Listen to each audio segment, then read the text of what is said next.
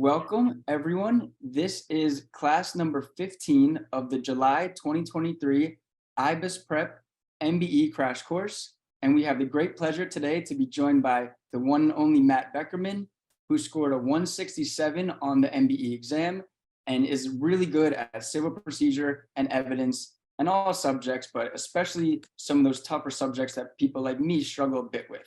So let's do some questions as a team today, and we'll focus strictly on civil procedure. We'll start off with 25 questions. Hopefully we can get through them. If we have time to do some more, we'll do some more. Everyone ready to go? All right, what I'm gonna do is create this poll, and I'll do this each time. Everyone can see the poll? Right, can everyone see the poll? Yes. Okay, thank you. So you can vote, as you want at any time, and I'll just read the question. An investor from state A filed an action against a stockbroker from state B in federal court in state A. The stockbroker moved to dismiss the investor's suit against him, arguing that the court lacked personal jurisdiction over him. In support of his motion, the stockbroker submitted his own affidavit, an affidavit of 3 other persons, detailing the stockbroker's lack of contacts with state A. Is the district court likely to accept the stockbroker's pre-answer motion? No, because pre-answer motions should be decided based only on the complaint and the facts which the court may take judicial notice. No, because by failing to make a special appearance, the stockbroker consented to the court's exercise of personal jurisdiction over him. Yes, because the court will likely accept the affidavits and convert the stockbroker's motion into a summary judgment motion. Yes, because the court will likely accept the affidavits and grant the stockbroker's motion if the court finds that the stockbroker lacks minimum contacts with the state. All right. We have a certain split right now. So far, I have 10 of 28 people participated. The answers started coming in for one and then started coming in more heavily for the other. So far, 15% of people have participated. Ideally, we want to get close to 70% participation. 62%.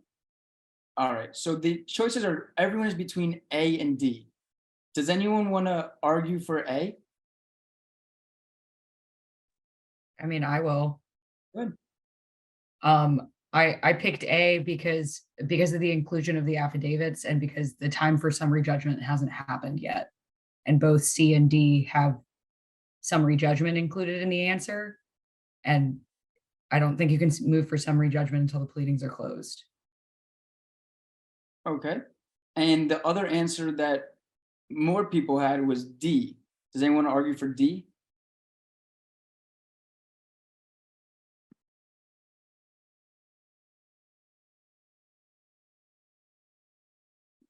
%65% of people pick D, so someone's got to have an argument for D.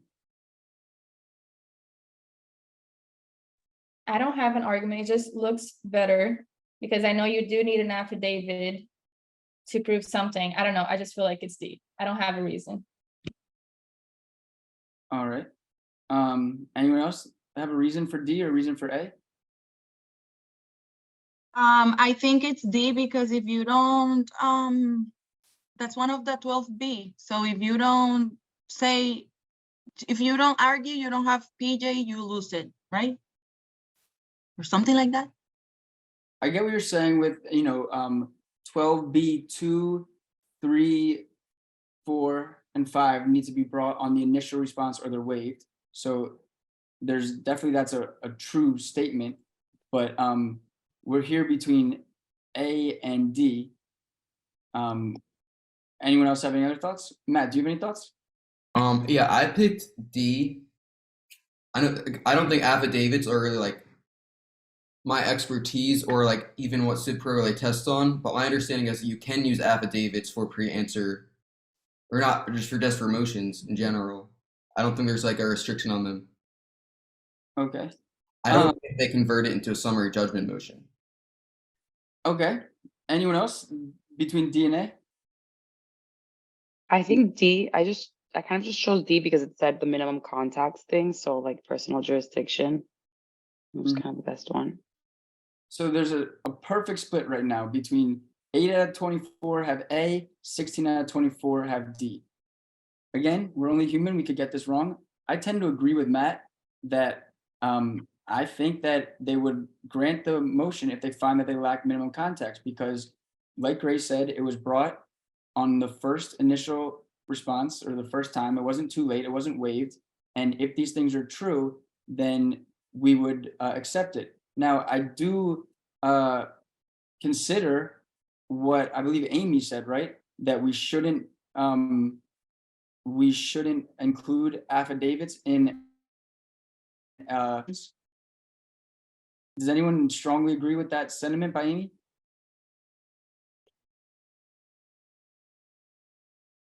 She could be right. I mean, I'll go with the majority of class. I'll go with Matt. See how it goes. Again, civil procedure is tough. All right, good job, Matt. That's why I love having you here today. D is correct. If a court finds that it does not have personal jurisdiction over a party, the case may not proceed and must be dismissed. Here, in order to assert personal jurisdiction over the stockbroker, he must have such minimum contacts with the forum court that the exercise of jurisdiction will be fair and reasonable. As such, if the federal court finds that the stockbroker lacks minimum contacts with the state, it should accept the affidavits and grant the stockbroker's motion. So A is incorrect. This is an incorrect statement of law. It is not a requirement that pre-answer motions should only be decided on the complaint and judicially noticed facts. The parties may take discovery regarding personal jurisdiction and provide the court with facts from outside the pleadings and beyond judicial notice to enable the court to decide whether it can properly assert PJ over defendant. So let's add this to our cram guide. And Nicola, do you mind erasing this little red line that you wrote on my thing? If you're out there. I'm sorry, I don't know how to. I did that. Well, could you just retrace the steps backwards to? Yeah, I was wondering what that was. I saw it go down, and yeah, someone with my attention, I can't have red lines and random dots on my corner. If you could figure it out, if not, it's all good. But yeah, thank you, appreciate you. All right, so I'm just gonna real quickly pull up our cram guide that we're creating with the class, and we'll add that. So Matt, could you articulate what you think the learned rule of law was there? Yeah, I think they're trying to trick you and you're thinking, oh, this is so early in the litigation, affidavits and evidence, like that's a trial thing. And it's true that like as you go on, you have more and more evidence. And that's the point. Like when you're submitting a motion to dismiss, motion for summary judgment, like they're looking at everything in the other person's favor because of how little evidence there is. And then when you get to a trial, that's finally when it's like split even. But even in here, I think like A was too strong when it said you could only use like judicially recognized facts. Like it's not a trial, but you can still have affidavits. Yeah, I totally agree with what you're saying. So real quickly, just so everyone sees, and Jesse, you could see how cool class is. We are officially opening up the Album of the Year competitions. These were the winners last year. Broken Trampoline by Attractive Nuisance. Ill-Gotten Gains, Restitution. Risk of Loss, Equitable Conversion, and Strictly Scrutinized. So if anyone wants to submit your Album of the Year, submissions are now open.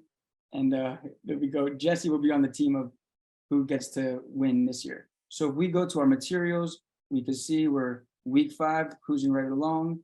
And actually, we don't even need to go there. We can just go into our MBE cram guide.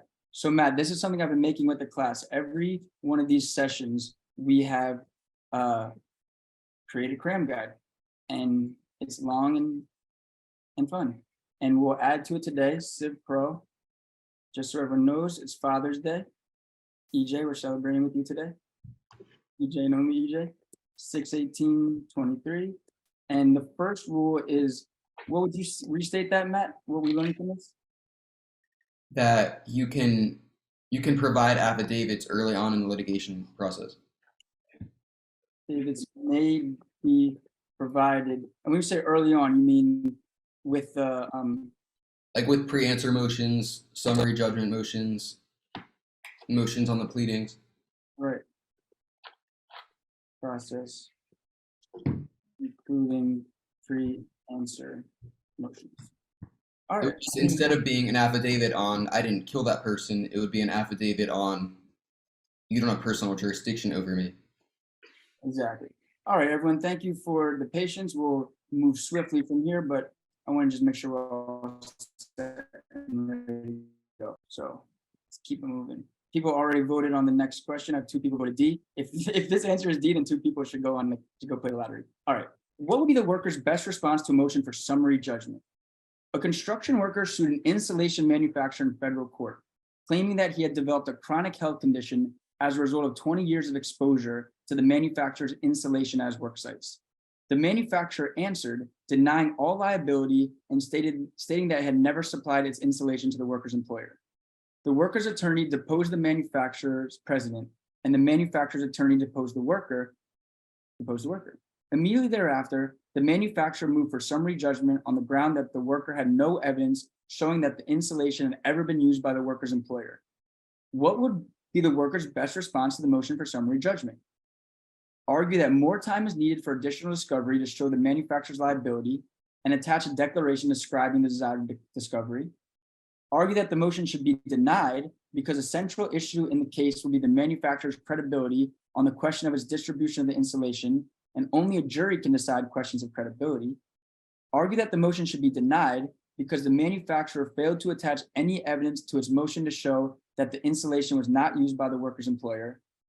Make a cross motion for summary judgment, arguing that the manufacturers introduced no evidence to show that its insulation did not harm the worker. Scroll up a little.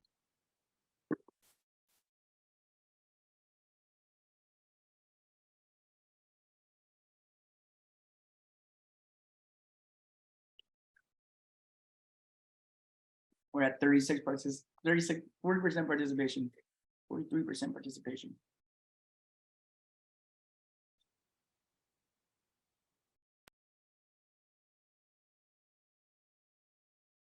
Hey, Jesse, are you participating? Did you get the first one right? I did. Let's go. Yes. Let's go. I hope you can stay and participate. I think not everyone sees the poll. No, you can't see it unless I show everyone. Oh. Oh, you do not see the poll. Oh, I thought they were. On the Zoom, there's a little button that says you click it, it'll pop up. Right. On the Zoom thing, there's a little button that says poll. It's so nice having someone from the Generation Z in my Zoom. Yeah, Jesse, you should come more often. Breath of fresh air. All right, 70% participation. So 20, 38, 76%, 80%. All right. So if I end the poll, this is what I can do. Check this out. I can share results. Can everyone see? Yeah, I'm also skeptical of D, which so unfortunate for the people who put D before they saw the question. Yeah, no, only one other person joined D. So we're going to remove D, making a cross motion for summary right here. All right, does anyone want to argue for A, B, or C? Anyone who thinks kind of confidently?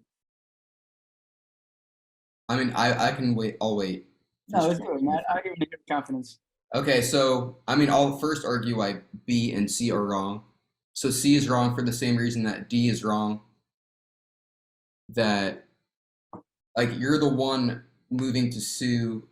Like, the manufacturer is saying we never put any insulation here. The manufacturer, for summary judgment, you don't have to provide evidence that there's no issue of material fact, like dispute. You can also just show that the person, the other side, has no evidence that there is a dispute. So you can argue, 1, you have evidence to show that there's no dispute, or 2, the other side has no evidence to show a dispute. So that's why C is wrong, because the manufacturer doesn't have to provide evidence. Exactly. And then B, central issue is credibility. Well, that's not what motion for summary judgment is for. Like, some judges aren't allowed to weigh credibility at all, and that's not the issue here. The issue is that they need more time to prove whether the manufacturer actually provided the materials to the employer or not. And that's through discovery. So you need to say, okay, I'll depose this person and that person, and I'll give an interrogatory to that person, and I'll do a request for production for this and that. Excellent, Matt. Very well done. What I would have said here is that it's more time is needed. I mean, summary judgment is typically at the end of discovery. And here he's saying that he's deposing 3 people, the president, the worker, the president and the worker. Well, there's a reason he's deposing them. He's deposing them to get information that's going to show that summary judgment is not valid. So we need more time. That's what I would say. I think we need more time. Excellent. Anyone have any questions about that? All right, let's launch the next poll. See, this is the process. So yeah, a lot of people put C, which is for what I said before. Like, you don't just have to show, like, motion for summary judgment. You can do either you have a lot of evidence to show there's no genuine dispute, or you can just say the other side has shown no evidence of a genuine dispute. So lack of evidence on your own side isn't necessarily going to kill a motion for summary judgment. Excellent. All right. A woman filed a diversity action against a man in federal district court in state A, alleging that the man failed to pay a debt due on a valid contract. The man has paid the debt and has the canceled checks to prove it. Which motion or pleading should the man's attorney file? An attorney and a motion, an answer and a motion for summary judgment, attaching an affidavit with the canceled checks. A lot of affidavit questions. Well, just so far. A motion to dismiss for failure to state a claim on which relief can be granted, including an affidavit with the canceled checks. A motion for summary judgment, including an affidavit with the canceled checks. A motion for judgment as a matter of law, including an affidavit with the canceled checks. So this question definitely reaffirms the fact that you can include an affidavit with your motion, because they all include an affidavit. So take a minute. Matter of fact, 2 or 3.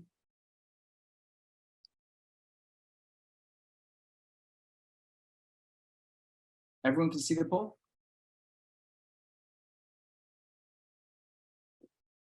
So far.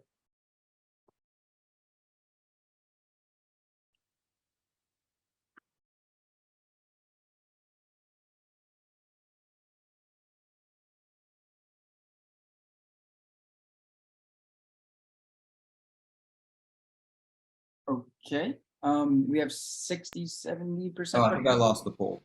Oh no, I'm sorry, I see it. 73% participation, going once, going twice, 79% participation, 82% participation. All right, 80.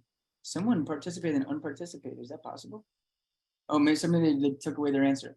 All right, so we can all see the results. Pretty much a split between A and B. Anyone want to argue for either A or B confidently? I could. Oh, sorry. Right. Go ahead. Go ahead. Go ahead. Okay, I guess that I just picked motion to dismiss just in the base that the action was just submitted, and the first thing that you do is motion to dismiss. I was actually thinking at the beginning of D, of motion for judgment as a matter of law, just because it sounds good, but that goes like after discovery. So yeah. Right, Lisa's saying that in the chat, MSJ is after discovery. Does anyone argue for A? So I put A. I think the reason it's not B is because when you do a motion to dismiss or failure to state a claim, you're saying even if everything that person said is true, they still have no claim on which there could be a relief. So here by saying, like, the checks actually were canceled, you're not saying that, like, you're not saying everything he's saying is true. I think if you want to say what he's saying is false, you would do something else. So that's why I put A. Why it's A instead of C, I couldn't really articulate why. I think you should just do it earlier, because normally summary judgment is after discovery, and if you're waiting that long, you might default. So that's why I think maybe answer and then do motion for summary judgment. So, So yeah, why A over C is just kind of like a gut call. But that's why I think it's not B. Scarlett, you have a question? Yeah, so I'm actually the person that picked C because I just didn't know why we would do an answer. So I don't know if there's any way, like maybe when we do the explanations now, if you could just do the expanded view just to see if they have anything that speaks to that aspect of that. It's probably better to do an answer just so you're not held in default for failing to appear.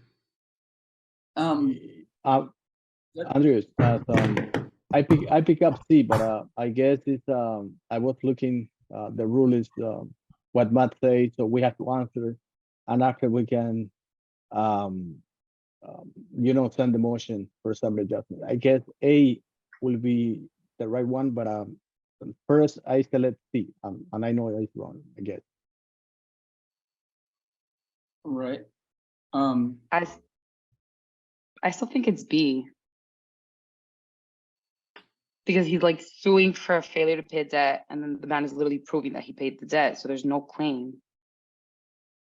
So the difference here is this summary judgment, so there's no genuine dispute of material facts, or is it a failure to state a claim for which relief can be granted? So for failure to state a claim, motion to dismiss or failure to state a claim, you're saying even if everything they said is true, they still don't have a claim. So when the man is saying, or when the woman is saying the man failed to pay a debt, the man says, I'm moving to dismiss because even if I didn't pay the debt, there's no claim. But there would be a claim there. The fact that he actually like did pay the debt is something you have to raise in a different motion. I will say, there you go, strong argument. You feel confident in this one, Matt? I never like to say 100% confident. Good job. Very well explained. And I'm sure I've gotten this one wrong in my history. Yeah, 3 times before. So don't feel bad, 58% of the class. This is why we have Matt here today. A is correct. The man has a valid defense, but is not one of the defenses that may be asserted in a pre-answer Rule 12 motion to dismiss under the FRCP. Therefore, the man must file an answer. Because the man's defense relies on material outside the pleadings, he should then file a motion for summary judgment, attaching an affidavit with the canceled checks. B is incorrect. The woman has stated a valid claim in the case. It's simply a claim to which the man has a defense. Matt couldn't have explained that more perfectly. Yeah, so for failure to state a claim, Twombly-Iqbal just means this claim has to be, even if assuming everything is true, the claim is plausible. It's not about like outside evidence. So for you, Scarlett, there's nothing in the facts that suggests that the woman did not have a valid claim. The standard for dismissal for failure to state a claim requires that even if every fact in the complaint were true, recovery is still not plausible under any legal theory. C is incorrect. If a defendant responds to a complaint with a summary judgment motion rather than an FRCP motion or answer, the court may consider the defendant to have failed to timely answer and therefore to have admitted all the complaint's allegations. So that's probably the answer to why C is incorrect. It would be If bad. you didn't file the answer, you could have. In opposing summary judgment, the plaintiff may use any admitted complaint allegations as admissible evidence. Thus, an early motion for summary judgment should be made soon after the movement has filed a responsive pleading.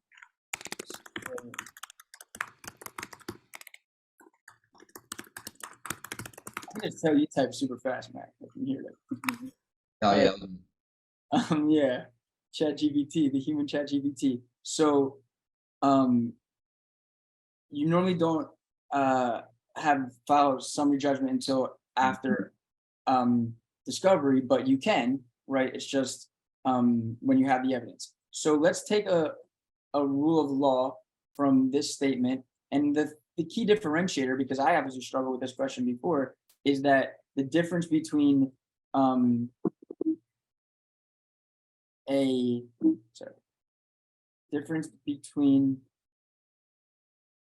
motion for summary judgment and a motion to dismiss for failure to state a claim. How would you articulate this, Matt?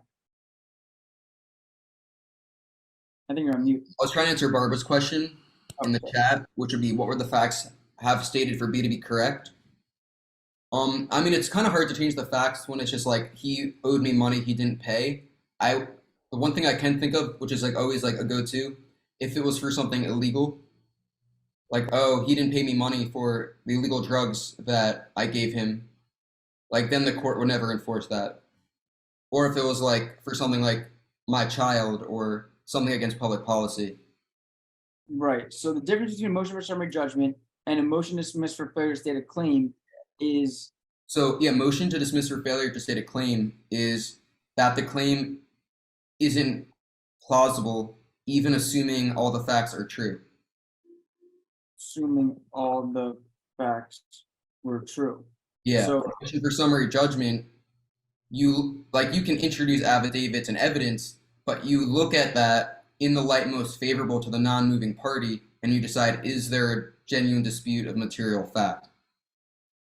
So they're not like super, super different, but they're different standards. I get it.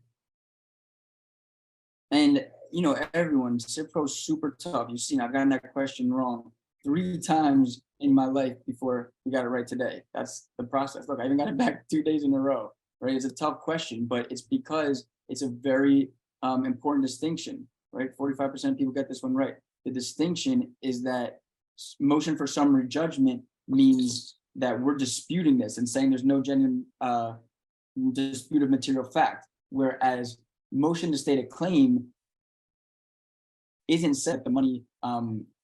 We're not agreeing with everything you're saying necessarily.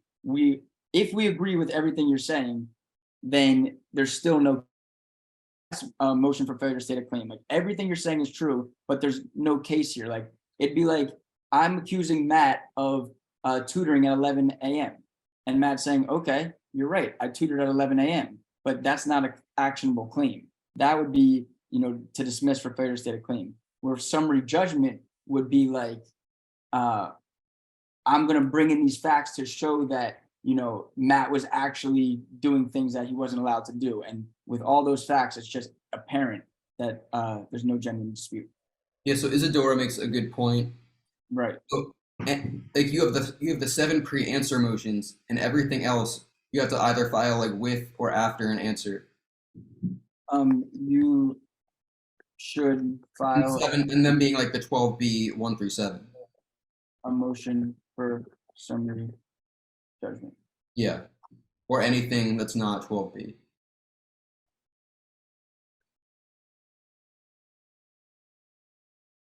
All right, cool. All right. Let's load up a new poll, do a new question. And, you know, at some point, if we have to move quicker without the polls, we might. But for now, I'm really enjoying this learning process. We learned. Skip this one for time's sake. All right. A plaintiff filed a tort action in state court, but then failed to prosecute the action. The defendant moved to dismiss the action, and the court granted the motion in order that stated the defendant's motion is to dismiss is granted, and his action is dismissed with prejudice. The court accordingly entered the judgment for the defendant. The plaintiff then filed the same claim against the defendant in federal court, invoking diversity jurisdiction. The defendant asserted the defense of res judicata, claim preclusion in its answer. Should the federal court give preclusive effect to the state court judgment? No, because the judgment was entered by a state court, not a federal court. No, because the state court did not rule on the merits in its dismissal. Yes, because the dismissal with prejudice operates as a judgment on the merits. Yes, because a judgment for failure to prosecute operates as a judgment on the merits under the FRCP.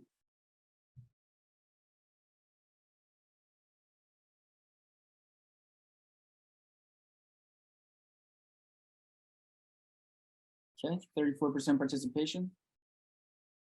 37%.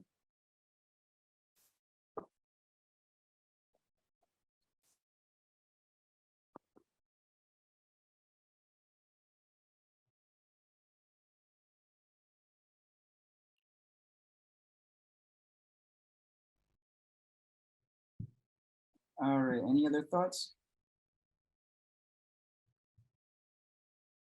Final submission, 68%. All right, let's see. Looks like C is the most prevalent answer. You agree with that? Yeah, that's what I put. Yeah, I think C. Dismissal with prejudice operates as a judgment on the merits, right? So it should be precluded. It's kind of like civil double jeopardy. Decent amount of people pick B or D. The state court did not rule on the merits in its dismissal.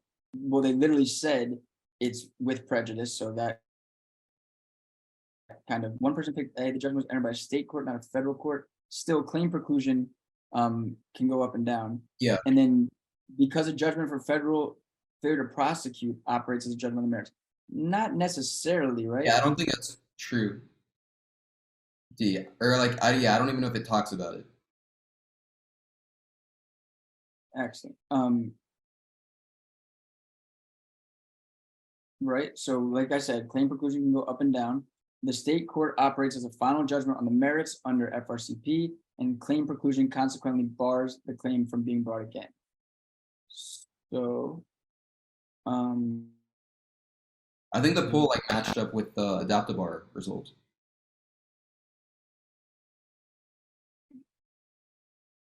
yeah, it's funny. 67% of people got it right on both our poll and adaptive bar. Wow. So anyone have any questions about this one, about claim preclusion and why this one was barred? If a case is dismissed with prejudice, it is barred by claim preclusion. It is then barred by Yeah, claim preclusion. I don't think there's too much to say about it. It's like Forrest Gump. That's all there is to say about that. Life is like a box of chocolates. All right, let me pull up a poll on y'all. Okay. A neighbor sued a man in state court, challenging the man's use of an implied easement on the neighbor's property. The neighbor claimed the implied easement was invalid. The state court found for the man holding it on the grounds of longstanding use. Thereafter, the neighbor sold the property to a buyer. The buyer refused to recognize the easement. What is this property? The man then sued the buyer in state court, seeking a declaration that the implied easement on the buyer's property was valid. The man's attorney filed a motion for summary judgment. Is the court likely to grant the man's motion for summary judgment? No, because waived the defense of claim preclusion by failing to file a motion to dismiss.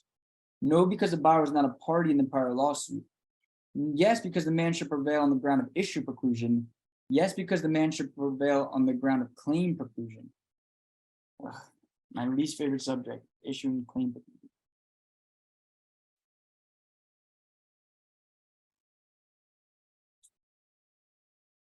We have some answers.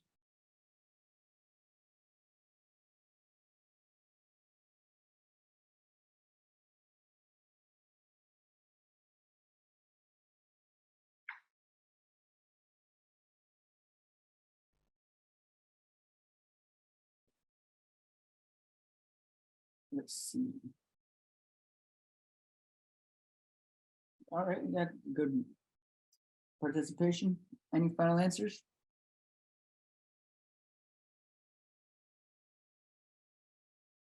Last call for alcohol. All right, 82% participation. I'm loving this. All right, pretty spread out. Rightly so, because issue preclusion, claim preclusion is the least favorite thing. My new favorite thing to ask. What are your thoughts, Matt? So I put D because D. Yeah, like a neighbor selling a home to, or not a neighbor, just a person selling a home to a different person is like a classic example of privity. And so the man is suing the buyer, who is a new party, which for issue preclusion, that wouldn't work, which is why C is wrong. And then B is wrong because even though issue preclusion can't work, it could work under claim preclusion. A, I don't think that's necessarily true. I don't think claim preclusion is not like, that's not something I think you have to raise right away. If I'm wrong, I'm wrong. But yeah, like the man was already in the suit about, this was the same issue, and the new neighbor was in privity with the old neighbor. So the same parties. Again, I think this is an extremely difficult question. 29% of people pick D. I probably would have picked C, I'm being honest, because I'm not good at claiming issue preclusion. I'm actually the worst at it. But I totally agree with Matt. I didn't realize that, but he's said it with confidence. This is a classic example of privity, right? The neighbors, they're in privity with each other. He sold the property to a buyer, so it is the same parties and their privities. Preclusion is the better answer. I mean, I'm not 100% sure that it's right. So before I explain why C is wrong, we should make sure. Yeah. Should we? I'll go D. Does anyone feel like C is right? But I really think that his question was testing. What? I just thought issue preclusion, you didn't have to have the same parties, just kind of the same issue, because isn't that what happens? Like then they Yeah, but you don't have to have the same parties, but the party that you're using issue preclusion against has to be one of the same parties. Oh, A new okay, so yeah, party. then, and then I also I didn't guess realize we that should make is sure in that D is privity. right first. Yeah, I didn't realize that. D as they're in Oh. C, okay. All right. So Yeah, there you that's go. why I wanted to wait before. No, exactly. And like I said, I was leaning C, but I liked what Matt said, but let's hear it. Let's definitely hear it. The neighbor and the buyer are in privity because they're successive owners of the property. Thus, the buyer is bound by the final judgment on validity of the easement in the prior case, and the court should find in favor of the man. Claim preclusion is inapplicable here because the parties in this lawsuit are not in the same configuration. It's the preclusion that applies here, it's issue preclusion. So actually, Natalie, you were correct in what you were saying, that this is the issue that is being precluded, not the claim. And the reason why the claim is not being precluded here in configuration, right? They are in privity, but they're not in the same configuration. Let's see what that even means. See, sometimes I get smarter and then I regress. The principles of issue preclusion applied when both the parties in the second lawsuit were present in the first lawsuit, between a party in the lawsuit and party in the second lawsuit. C is correct. The issue here is the validity of the applied easement, which was fully and fairly litigated. That's the key to issue preclusion. I always know that, fully and fairly litigated, where the court issued a judgment that was necessary to the outcome of the suit. As such, the basic elements of issue preclusion are satisfied. Only parties and their privies involved in the first action are subject to issue preclusion. The buyer were in privy with each other. As successor owners of the same property, the buyer will be bound by issue preclusion, even though he is not a named party and will not be able to relitigate. As a result, the court should grant the man's summary judgment finding on issue preclusion. So let's see why D is incorrect. Claim preclusion, also known as res judicata, requires the same configuration, same plaintiff suing same defendant. Again, the parties in the first lawsuit differs from the second lawsuit. Neighbor v. man, and then man v. buyer. Okay, so I think if it was neighbor, if it was neighbor v. man and then neighbor v. buyer, it yeah. would, I'm sorry. Or yeah, if it was neighbor v. man, then buyer v. man. I think that would be claim preclusion. Okay. Exactly. If man was on the other side of the litigation, but the man was the defendant here, and now the man is trying to become the plaintiff. So for claim to preclusion to apply, it has to be the same parties and the privies configuration. So that should don't definitely worry, go in the cram guide. Yeah, obviously. That's something that I forgot. For claim preclusion to apply, it must be the same parties or their privies. And we understand why this, Matt was right. That's why Matt convinced me of D, because I was like, you are right about that. It's their privies. It must be the same parties and the same configuration. Yeah, I remember learning that in law school and then just like blocking that out of my head because it was too much math. The A's, let's call it A's privies, could be issue preclusion, but not claim preclusion, right? Does that part make sense? And the reason you can use exclusion against the buyer, even though he wasn't in the first lawsuit, was because he was in privity with the neighbor. So that was two things that I was incorrect about. One, the configuration issue for claim preclusion, and two, privity also applies to issue preclusion, not just claim preclusion. Right. So A versus B, then B versus A's privies, that could be issue preclusion, but not claim preclusion. And the reason why this can't be claim preclusion is because it's not the same configuration. So again, I always say we learn more when we get the questions wrong than we get them right. Yeah, I'm with you, Nicole. I'm with everyone. Claim preclusion, issue preclusion. It's now the 7th time in free course is my least favorite part of the MBE. All right, is this claim preclusion? All right. A pedestrian from state A sued a motorcyclist from state B. The pedestrian properly filed suit in the state court located in the Eastern District of State A and sought $100,000 in damages for the tortious injuries caused by the motorcyclist's allegedly negligent acts in the Western District of State A. The motorcyclist filed a notice of removal in the federal court for the Eastern District of State A. which geographically embraces the location of where the action was originally filed. Is removal proper? Yes, because the requirements of complete diversity are satisfied.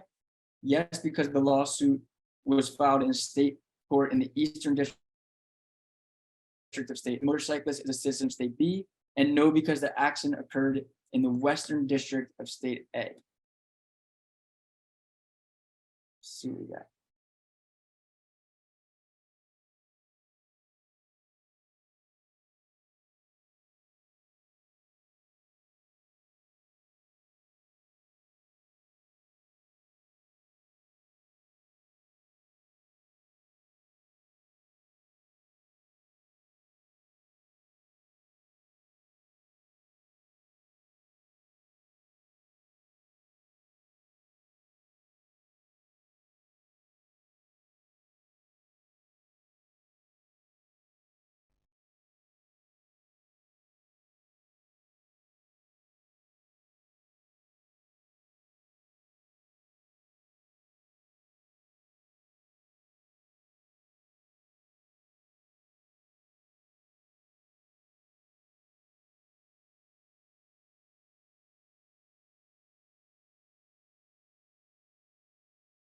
All right.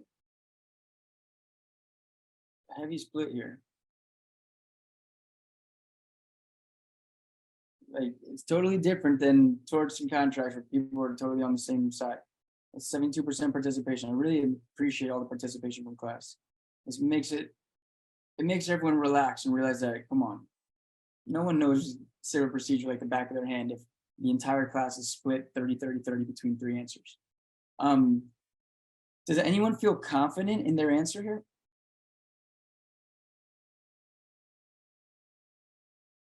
I guess not. Without lack of confidence, Matt, what do you think is how would you approach this question? So I put B. So the question is removal proper? The motorcyclist filed notice of removal in the federal court for the Eastern District of State A. Pedestrian from State A sued in a state court in the Eastern District of State A. So removal isn't just about jurisdiction, it can also be about venue. Like if he were to file it, so if the pedestrian had filed in a state court in the Western District of State A, and the motorcyclist tried removing to a federal court in the Eastern District of State A, that would not be allowed. Removal has to be to the federal court, like in the same venue as the state court. So like geographically pretty close. For what it's worth, I kind of want to remove the question. Does anyone else have any other thoughts about this? Does anyone agree with Matt or disagree with what Matt's saying?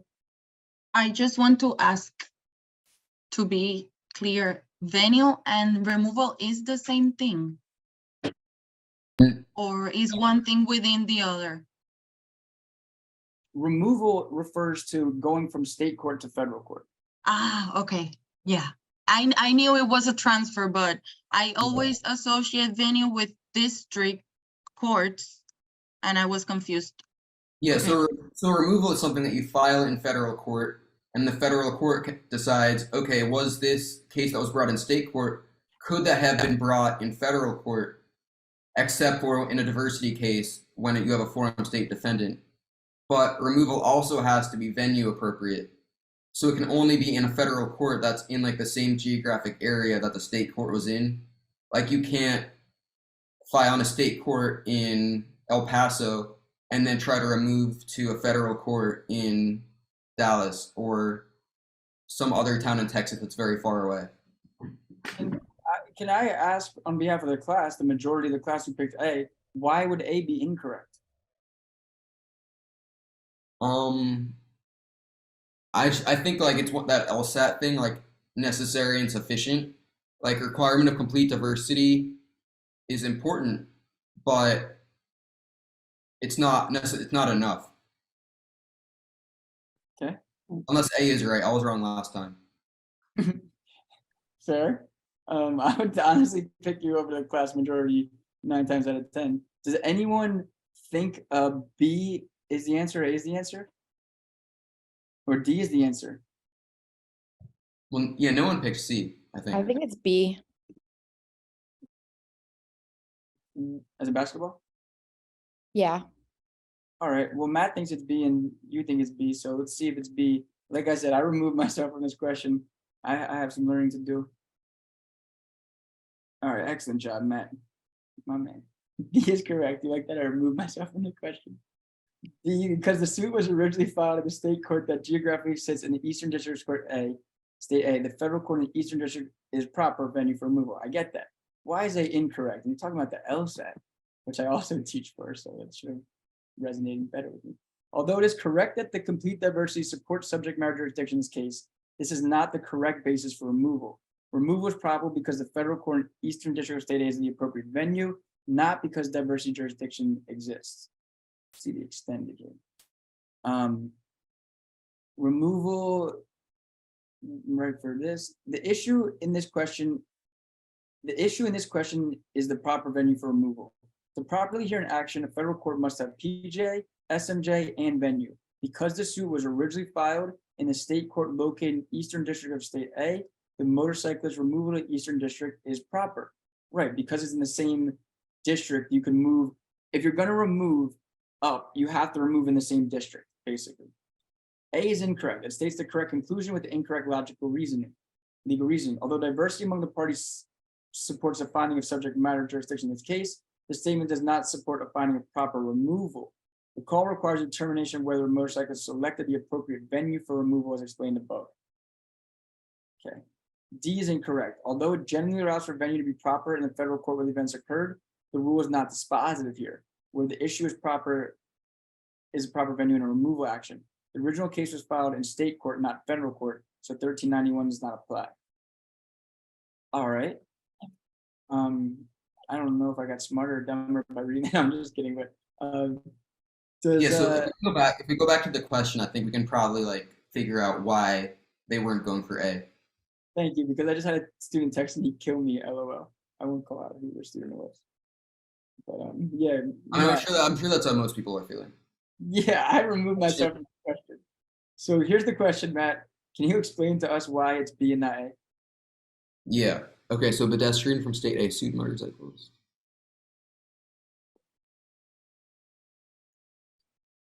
Yeah, so, well, first of all, like the requirements of complete diversity, that's not even enough for diversity jurisdiction. You also need the amount in controversy.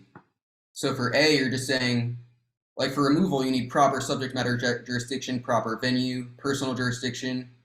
For question A, or answer A, you're just saying, okay, we have part of the thing that we need for subject matter jurisdiction, not even to mention anything about the anything else.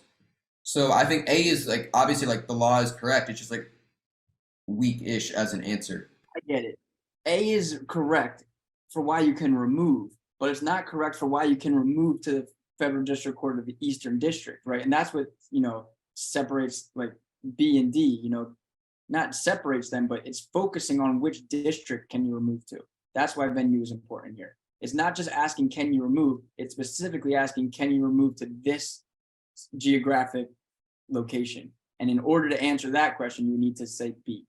I think the fact that like, if you ever see like Eastern District of State A, Western District of State, whatever, Northern District, Southern District, like they're trying to go for a venue thing. Like you're never going to see that in a question that's not about venue.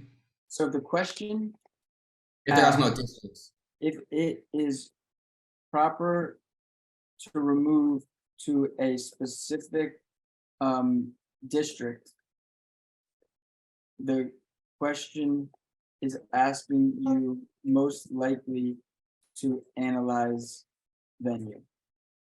That's what I would take from that. It's not asking you to analyze subject matter jurisdiction. It was asking you to analyze venue because it was district specific. Yeah, like Nicole said, it's a more complete answer. Yeah, it's like a criminal law answer, like, how do we know this man was a murderer? A, because he had a gun. Like that's part of it, but I don't think that's like enough. All right, I was gonna skip this one, but then looked at the answers. I'm like, actually, I think I know this answer. All right, so let's do it. A man filed a federal diversity action against a bus company seeking to sustain an accident while riding a bus owned by the company. The man demanded a jury trial. After the party's attorneys examined the prospective jurors and exercised their challenges, 6 jurors and 2 alternate jurors were chosen. During the trial, 2 jurors became ill and were replaced by the alternate jurors. At the conclusion of the trial, a 3rd juror also became ill, and the juror excused that juror, and the court excused that juror. The party's attorneys stipulated to the return of a verdict from a 5-person jury. They stipulated to it. The jury then deliberated and returned a verdict for the company. The man timely filed a motion for a new trial, arguing that the 5-person jury was not large enough to return a verdict. Should the court grant the motion? No, because the court properly exercised the 3 jurors due to illness. No, because the parties stipulated to a verdict from a jury of fewer than 6 jurors. Yes, because there must be at least 6 jurors on a federal civil jury. Yes, because there must be at least 12 jurors on a federal civil jury. Yeah, so is the poll working? Yeah, my bad. Just want everyone to now vote.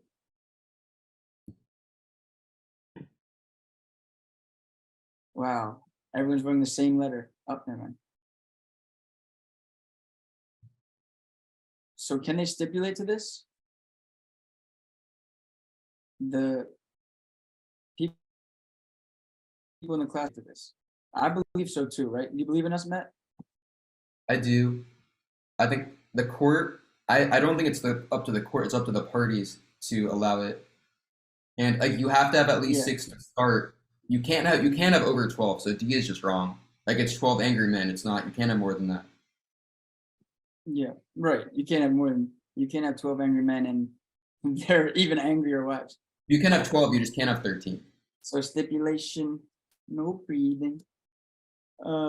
V is correct. In exceptional circumstances, when the jury has suffered depletions past its alternates, the parties may agree to be bound by a verdict rendered by fewer than 6 jurors. Therefore, the party's stipulation in this case makes by a 5-person jury is valid. So we can just simply state that the parties may stipulate to less than 12 or 6 jurors. What did they say? Well, Yeah, less than 6. Less than 6 jurors in a civil trial. Yeah.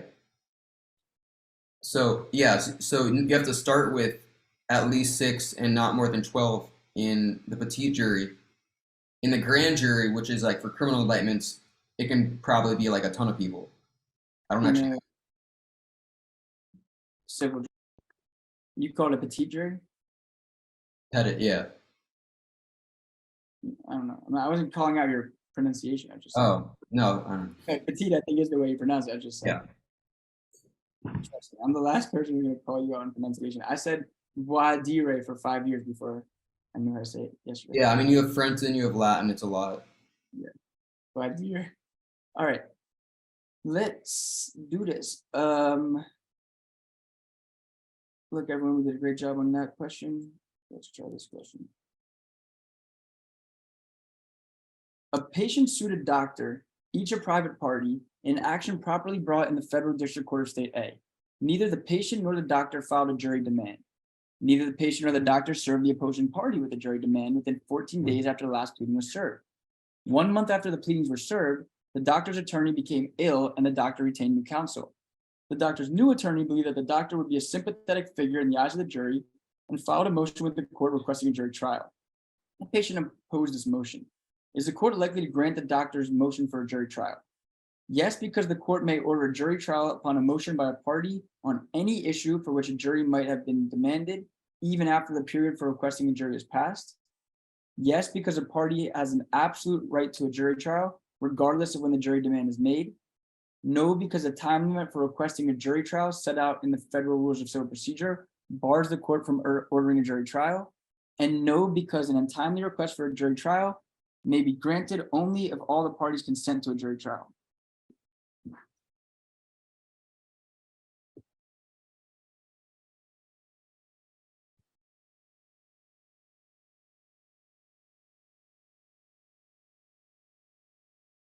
Let's see, I just switched my camera. Now I can see Barbara, Shelby, and Amy. All 3 of you seem locked in. It's the only way you should be.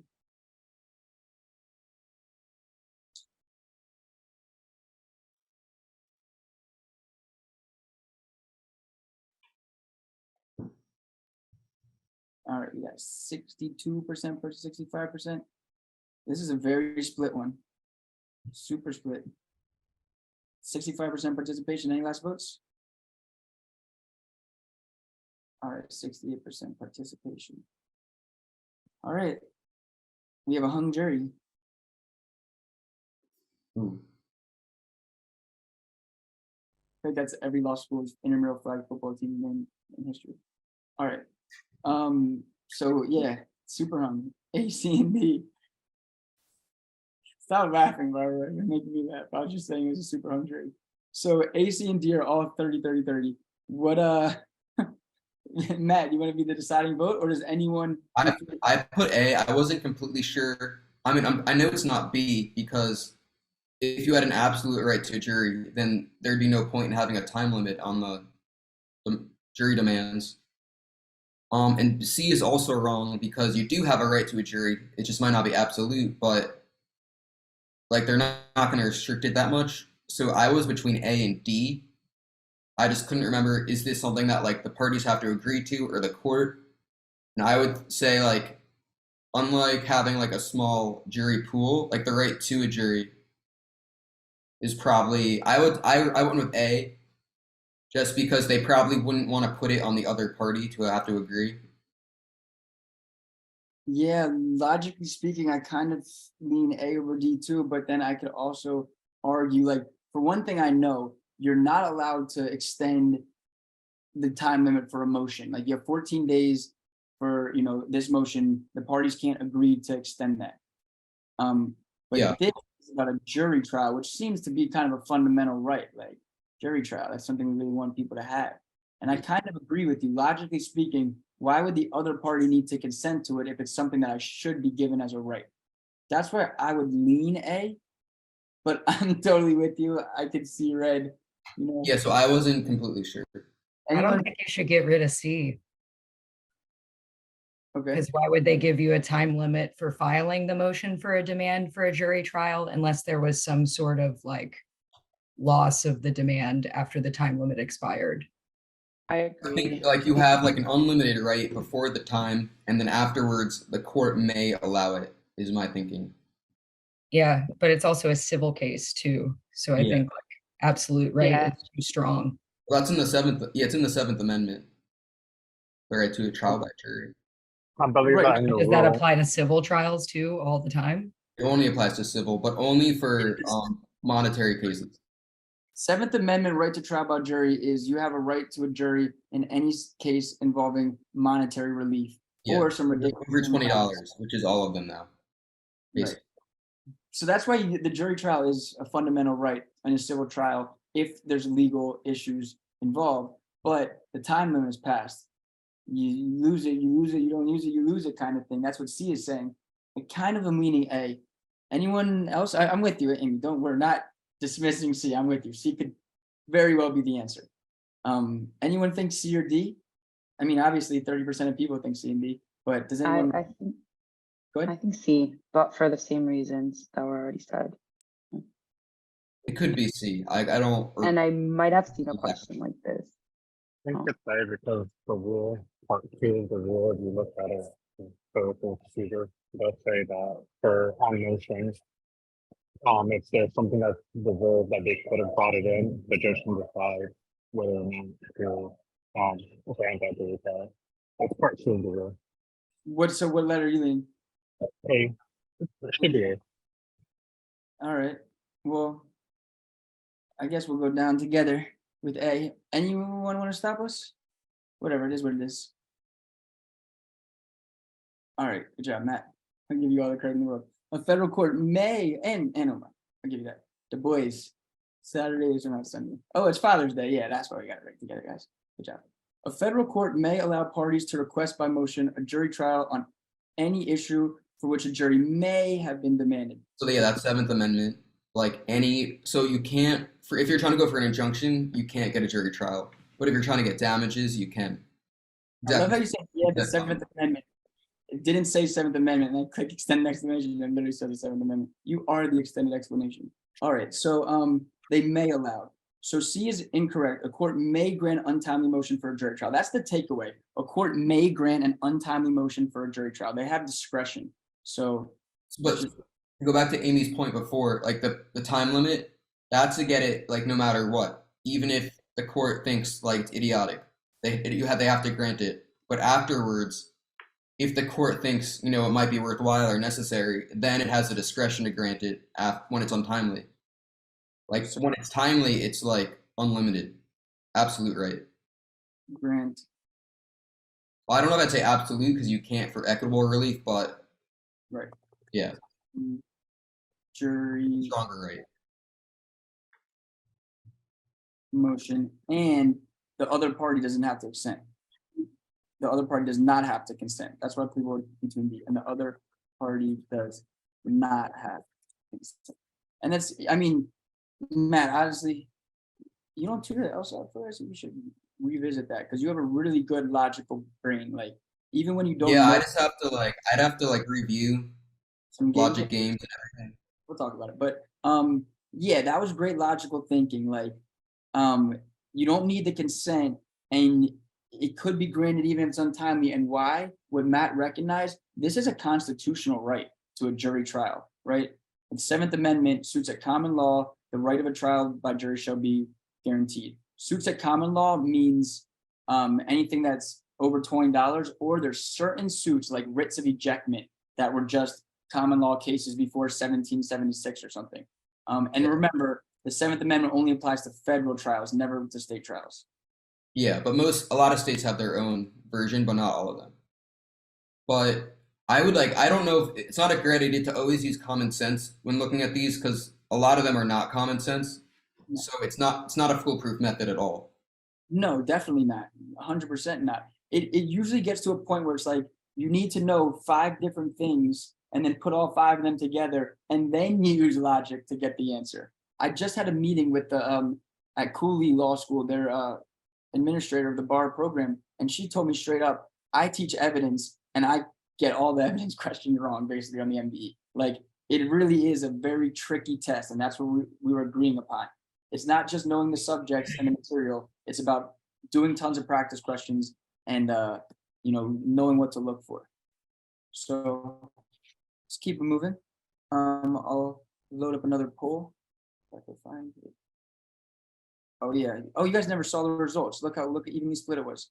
A, C, and D was an even split, and then 2 people had picked D. All right, let's launch a new one.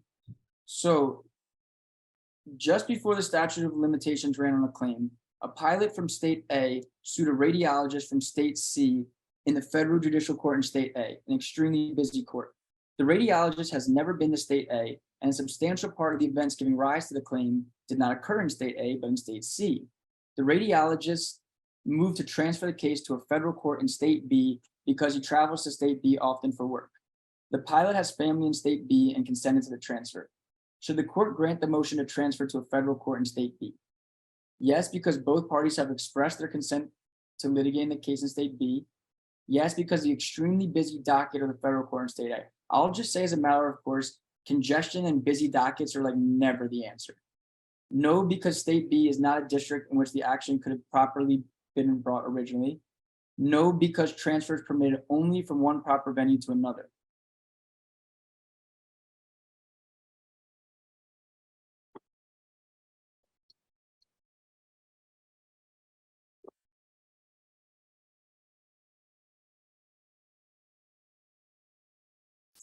Screen kind of. All right, now I have Nicola and Gabby.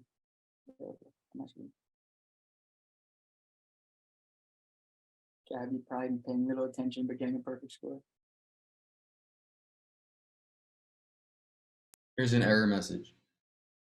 From who? What's an error message saying?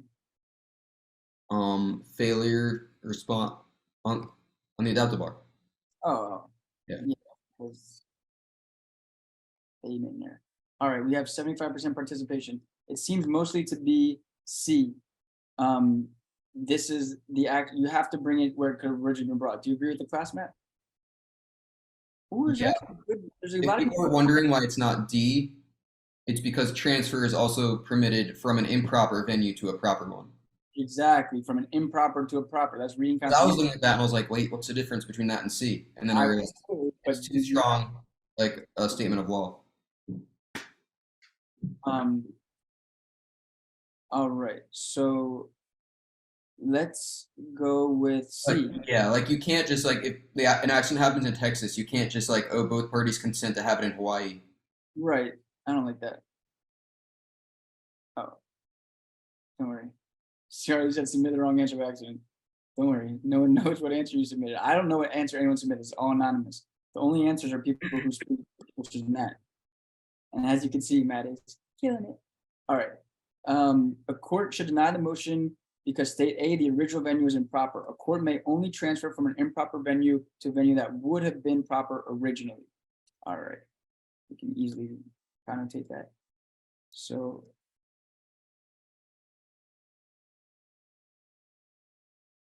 Yeah, so when you have an improper venue, you can either move to dismiss for improper venue, which is not a dismissal on the merits, or you can move to transfer to a proper venue.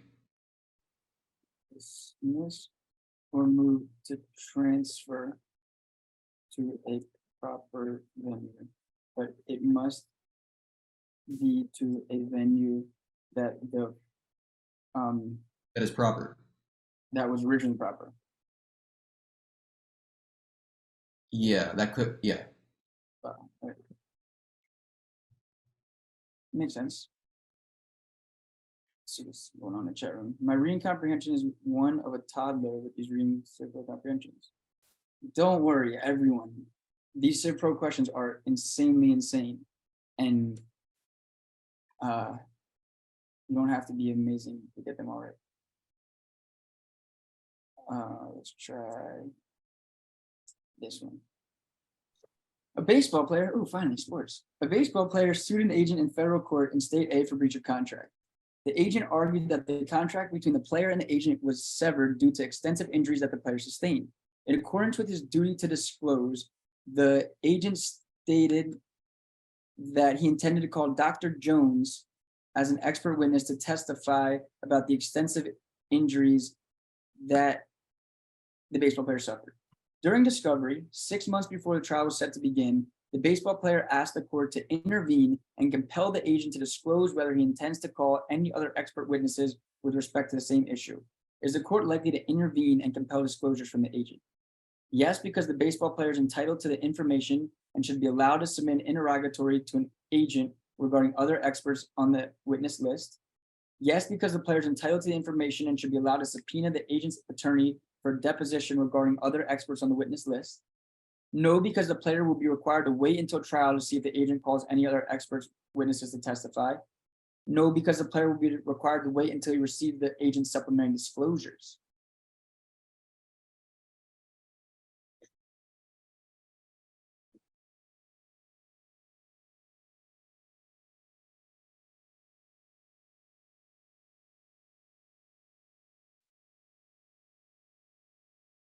Interesting. It's interesting to see how the results come in. Like,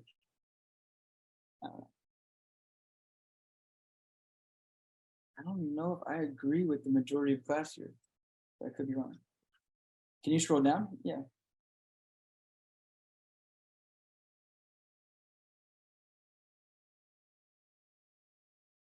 %48 participation.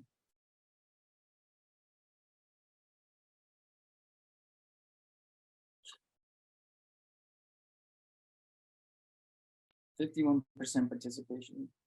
55, 58%. 62%. Give it 10 more seconds.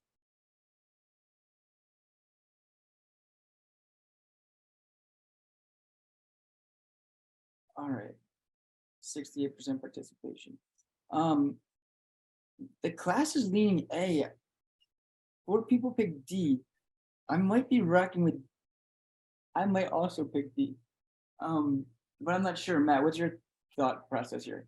I was between A and B. I put A. Witnesses are one of the things that those are required disclosures. That just like deposing the other side's attorney seemed wrong. Maybe as an attorney, I'm biased, but I put A. Definitely I don't like B. I don't like C either. Not the way into trouble. Why not D though? Supplemental disclosures. I said D for the same reason that Barbara said in the chat. Like, I don't understand why the court would have to intervene and compel anything if you're just gonna send an interrogatory. Like, aren't you allowed to do that anyway? Yeah, I also first. Okay, so And the agent argued that the contract was severed. In accordance with his duty to disclose, the agent stated that he intended to call Dr. Jones as an expert witness to testify during discovery. The player. also, it's 6 months before trial. Maybe he doesn't even have another expert yet. That's what I'm saying. Like, it's 6 months before trial. Yeah, maybe it could be. It could be D. I'm not- And I was between A and D. Those are the reasons why I didn't pick A. Can and someone also help feel more confident? What does supplemental disclosures really mean? Supplementary disclosures. Something changed from the time. something extra, yeah. Yeah, the initial disclosures were filed. So wouldn't it be that, wouldn't you have to wait until discovery ends to have to compel disclosures that weren't disclosed? Exact. Yeah, and also he complied. Like he wrote, they said who they're gonna call as an expert witness, so you kind of have to believe that. And then I'm very hesitant to pick against Matt, but Matt, what are you thinking now after hearing our? You still like A? What can I see D again? Yeah.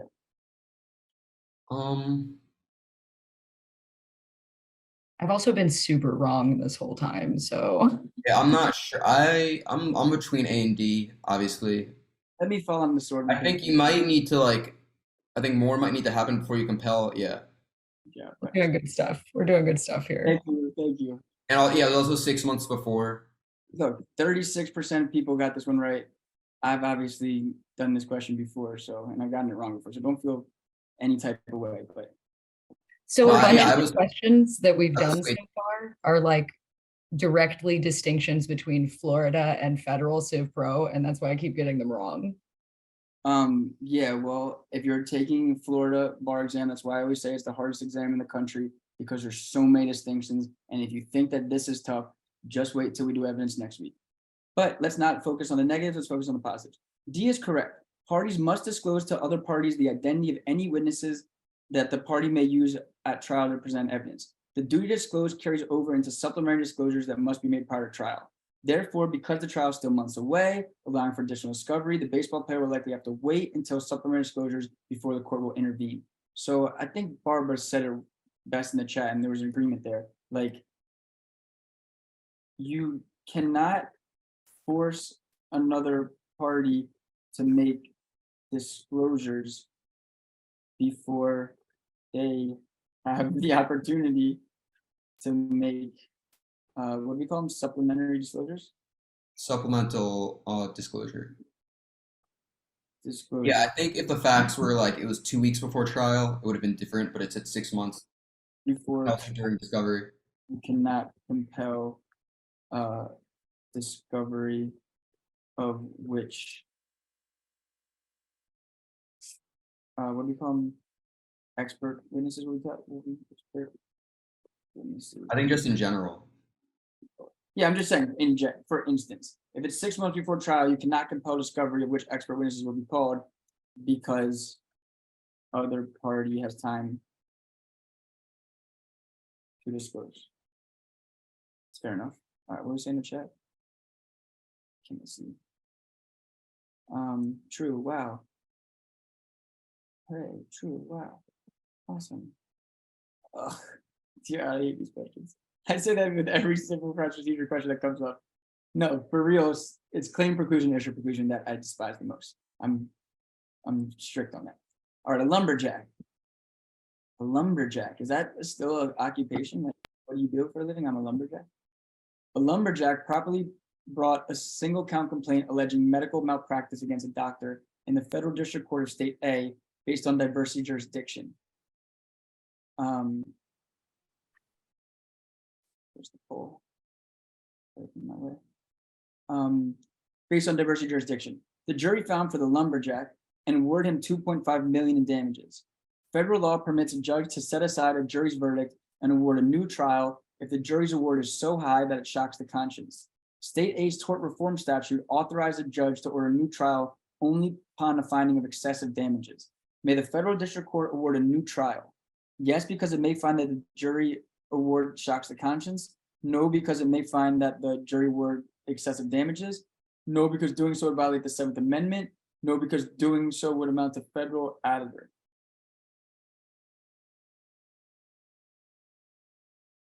Okay.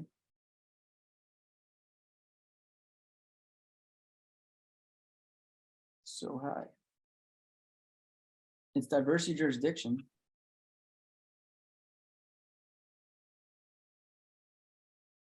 Mhm. Yeah, so this is an Erie issue. Yeah, I'm thinking it's Erie too. I have an eerie feeling it's Erie. I have a strange feeling that it might be Erie. All right, we have 34% participation.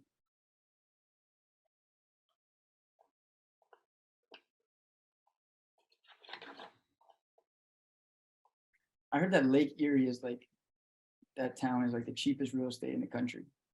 You can get like a pretty nice place for not that much money. But then you have to live outside of Lake Erie. All right, we have a lot of participation and we have a definite split between A and B, which is great because it's not additive, right? It's not 7th Amendment. We're not adding damages, we're reducing damages, right? So now we want a new trial. And as a matter of course, if they offer to reduce damages, they also are supposed to offer a new trial too. Those things come together.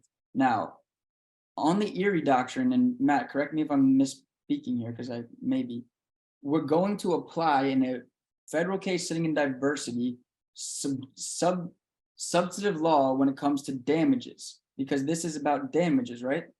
Yeah, And damages are substantive. would be the state law of the federal court in which we're sitting, and we're sitting in state A court, so we'd apply state A excessive damages. I lean B, but is that, I did B. well, if you did B, I'm doing B. B is correct. The court may order a new trial on the basis that the jury's award is excessive, which applies the state standard because this is a diversity case in which the federal court, in absent of controlling federal rule, the state law where the court sits applies. Yeah, so in Erie, you do federal, procedural, state substantive. Damages are substantive, so you go with the state damages rule. Right, it was exactly as I went through it, but there's some key points here. So in Erie analysis, the first consideration is it's diversity case, right? This can't be a federal question, it's a diversity case, right? Which it was. You apply the state law of the federal court in which they're sitting, right? Then we could even go further if it's a Claxton and it's a choice of law and it says that state B uses it, like that would have been further. But this was just Erie. This was just saying apply state B law. And remember, for substantive issues and damages is considered substantive. Does anyone remember anything else substantive? I just have a small question. Isn't it when there's like a federal rule of procedure on point, you first apply that, and then if there isn't? Yeah, but this is a substantive issue. This is damages. Okay, Damages so only always, damages are always substantive. So does anyone know anything else that's always substantive on the Erie doctrine? choice of law. Mm-hmm. If Zap is there, I know you could. Limitations. Yeah, statute of limitations, and damages, privileges. Good job, Zalpha. Anyone about federal law, things that are usually federal. Federal rules of civil procedure. Mm-hmm. Relation back, preclusion, whether they're allowed to submit things. Tolling. That seems procedural to me. Tolling is just statute of limitations. Oh, tolling is SOL. Okay, yeah. Tolling is considered statutory substantive because it's considered SOL. Yeah, actually, good point. Very good point. So in the PowerPoint, you had also written down how whether or not parties are permitted to submit an expert examination. That's like, I am referring just to that chart PowerPoint you talked about during class last week. So I guess that's just when they're trying to assess whether to call an expert or not. Is that what it means? What that point means, I can see the PowerPoint, is there's procedural issues, like whether you are allowed to submit an examination. That's a rule. And when we think of federal procedural issues, we're thinking of like rules. When we think of state substantive issues, we're thinking of like, what are the elements of negligence, or what are the elements of this, or damages, statute of limitations they kind of throw in there. But that's a bright line way of thinking about it. Rules are procedural, and then elements are substantive. So that one on the PowerPoint where it says whether or not they can submit an examination, that's like a rule, like whether or not you can submit your paper at 9 or 10, So rules are procedural, and element things are substantive, but then there's certain things that are just known to be procedural and known to be federal and known to be state. Statute of limitations, damages, as we see here, is just always going to be substantive. So every time it's damages, we're going to apply substantive. Good Got job. it. Thank you. Oh, thank you, Zappa. All right, let's check this one. And let me add a new poll.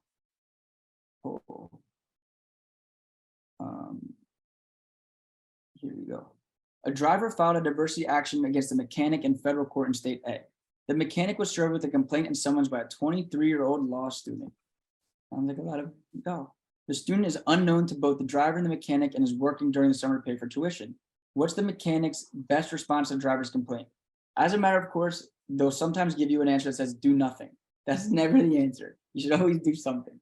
But here we have some answers. Answer the complaint within 14 days and should not include an affirmative defense of insufficient service of process. File a motion to dismiss based on insufficient service of process. Answer the complaint within 21 days and should not include an affirmative defense of insufficient service of process. Answer the complaint and include an affirmative defense of insufficient service of process.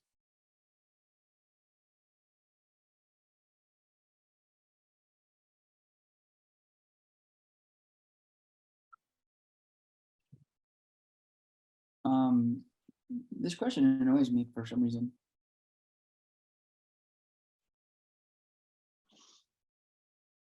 This question is really annoying. Is it 21 days or 14 days to respond to the complaint?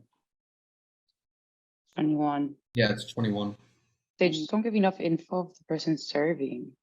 In Florida, it's 20. Just listen.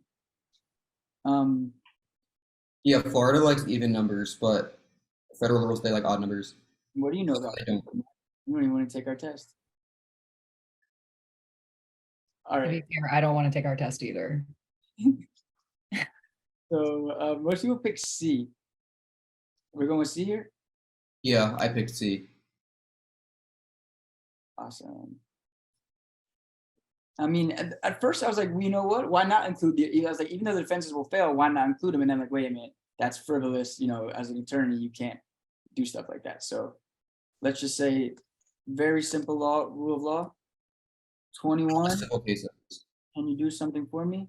21 days to respond to a complaint, right? In federal court.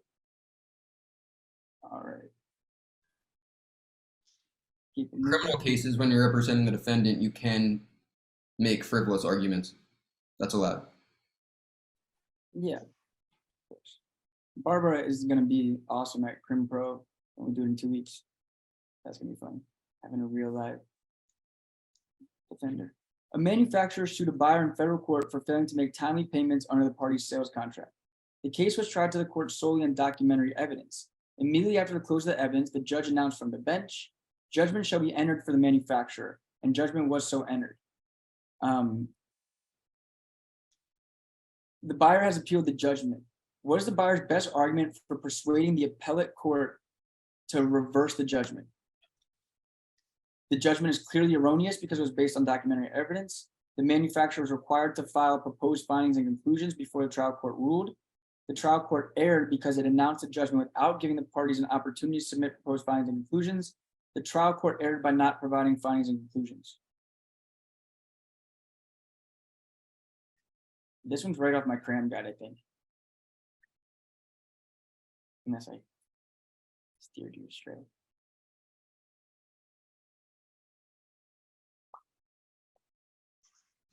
So some of you are not looking forward to taking the bar exam. It's not something that we can't wait for. It's kind of fun, you know. Opportunity to dump everything out of your mind that you created. All right, 44% participation. The best we can do. A student has messaged me that says they have a lot of album ideas. I don't know. Ill-Gotten Gains Restitution goes pretty hard. But I already know. I've already named my. I mean, I'm keeping the name Ill-Gotten Gains. I already know what my sophomore album is going to be called. All right, let's see what we got. Pretty big split, and by pretty big, I mean literally split. 44-44. Matt, you want to be the tiebreaker vote? I did D. Me too. I think they have they have to do this, right? That's all you said from the bench? Nah, bro, you have to say more. The jury is allowed to just do that, but the judge, they went to law school, they're a judge, they're expected to do more. Yeah. Right. And also, yeah, documentary evidence is fine. There's no rule saying like 50% of your evidence has to come from witnesses. So this one, we can just say that the judge, the evidence of the documentary, blah, blah, it's going to be extended. I would say judge has to find, to show findings and conclusions. Right. Sometimes the extended explanation is too long and it's a little overwhelming. I think this is one of those times. At a bench trial, the judge must provide findings and conclusions with not verdict, what do you call it? The judge. But juries don't need to do that with verdicts. Yeah. Yeah, and exactly. Parties don't get to enter proposed findings and conclusions. Like, you don't say, like, sir, you should write, my client didn't do the murder. Because, yeah, that's not, yeah. So you could also do process of elimination for the other ones if you don't always know the answer.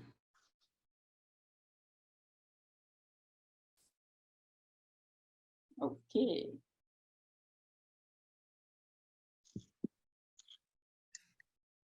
You know, Matt only told me he was coming to class last night. This could have been all me, and this could have been tough. I'm really glad that you're here now. I don't like seeing red. All right. A garbage worker, a citizen of state A, sued a truck driver, citizen of state B, in federal court in state B. The garbage worker is seeking $125 as compensation for injuries he suffered in a car accident that occurred in state A. State B law does not permit a court to order plaintiffs to submit an examination by physicians, but state A does. The federal rules of civil procedure authorize courts to order a physical exam by a licensed examiner. I feel like this is our question. The truck driver filed a motion challenging the alleged injuries and requested that the court order the garbage worker to submit to an examination by a physician. Should the court grant the truck driver's motion? No, because the substantive issue in state B law applies. No, because the diversity case in state B law applies. Yes, because federal procedure rules apply. Yes, because the substantive issue in state A applies.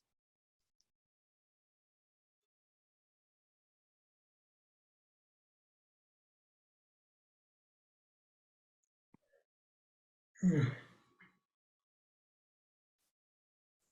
24% participation, 31.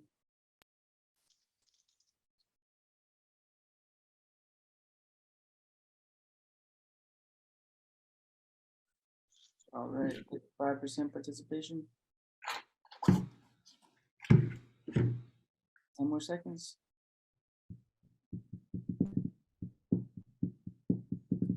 All right, it's looking like C. You agree, Matt? I put C. You put C. And Zalpa, did you put C? Yeah.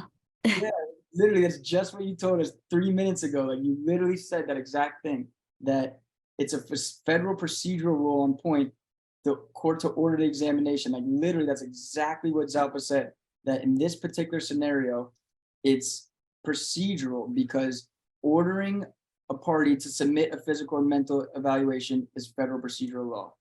Generally, if it's in the federal rules of civil procedure, then it's what you go with. Ordering a party to, what do you say? Submit a physical or mental. Submit to physical examination. Examination is a procedural issue unless federal law applies. Right? Like Zalpa, I'm so happy when that happens. When literally what we just talked about plays out. All right, let's keep it moving. My favorite thing to do. Keep it moving. See, sometimes I get questions right a lot. Sometimes not. All right. A day before the applicable statutory limitations period expired, a worker filed a federal diversity action for defamation against her former employer, alleging that the employer had falsely and publicly accused her of stealing trade secrets. In describing the events that led to the false accusations, the complaint quoted a statement of a competitor made to the employer about the worker's alleged theft. During discovery, the worker deposed the competitor. 1 week after discovery closed, the worker moved to amend the complaint to add the competitor as a defendant. The competitor opposed the motion on the ground that the statutory limitations period had expired. Is the court likely to grant the motion? No, because discovery is closed and the competitor will be prejudiced. No, because the amendment would not relate back and thus would be futile. Yes, because leave to amend should be freely granted when the underlying action was timely. Yes, because the allegations against the competitor arise out of the same factual circumstances and relate back to the allegations in the original complaint. This is a relation back, which is federal. Zalpa, you're preferring Erie? You know you're deep in the trenches of bar prep when you prefer certain rules or others.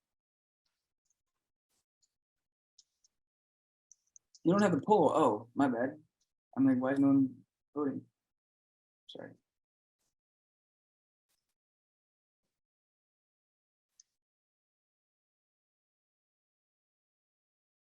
Does this relate back? We got 31% participation.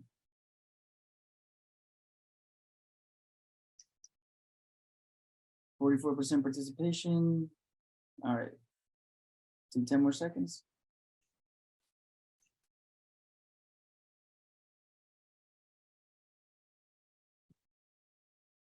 All right, let's see. Most people are picking D and some people are picking B. I want to hear your thoughts about this because I'm between B and D too. Does this relate back? Matt, what do you think? I picked B because she's suing the. I was a little confused. Yeah, she's suing the employer for defamation, quoting a statement of a competitor. I don't know. Okay. Oh wait, no. Okay, now I understand. Okay, let me think. But they are adding a party, so I don't think it's B anymore. Now that I properly read this, I would think D. It does arise out of the same transaction occurrence. I tend to think D too. The class thinks D. Does anyone want to argue for B about, because this is a correct answer sometimes for relation back, that it doesn't relate back. But does this relate back? From what I remember, it relates back when there's a logical connection to the. So I think it relates back because the person, the competitor, is the one that it's the party that is being added, right?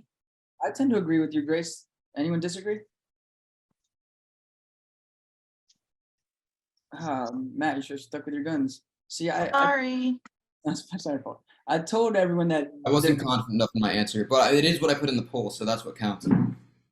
Whatever. What counts is us learning as a class. And relation back is one of those issues that I think is very tough. And that's why I was saying let's focus on this one. Look, 9% of people got this right, 16% of people, and me, 0%. Horrible question, but I want to know why it doesn't relate back. Just we're not going to stick on if 9. I was thinking it was because it wasn't like you can only add a party after the statute of limitations when it's a mistake. It's a mistake, right? Let's read it. So courts may deny leave to amend when the claim to be added is futile. Here the claim is futile unless relation back applies. Under the relation back doctrine, a party will be permitted the failure to name a party as a result of mistaken identity. The facts provided the workers failure to name the competitor was not due to a mistake of identity, was instead a strategic choice. That's exactly the Yeah. case here, right? That's what I put, then I talked myself out of it, which is I know, and when you I said, think, I agreed with you until you talked both of us out of it, but we all understand this. So relation back applies to correct a mistake in the named party, not a strategic choice. Not to sue the party originally. There's another question like this where it's the exact same thing with the driver. And it's like, just because it's mistaken, just because it's a strategic choice means it doesn't relate back. If you had a mistake, it does relate back. If it's a strategic choice, it doesn't relate back. Again, I know there's gonna be 100 questions on this, but we're not gonna go over it because 9% of people got this one right. And it's not worth your time to try to figure out 90% of people don't understand. It's all about the low-hanging fruit. You're gonna pass this test by getting all the questions right that everyone else gets right, I promise you. All right, let's keep it moving. So a mechanic sued his former employer in federal court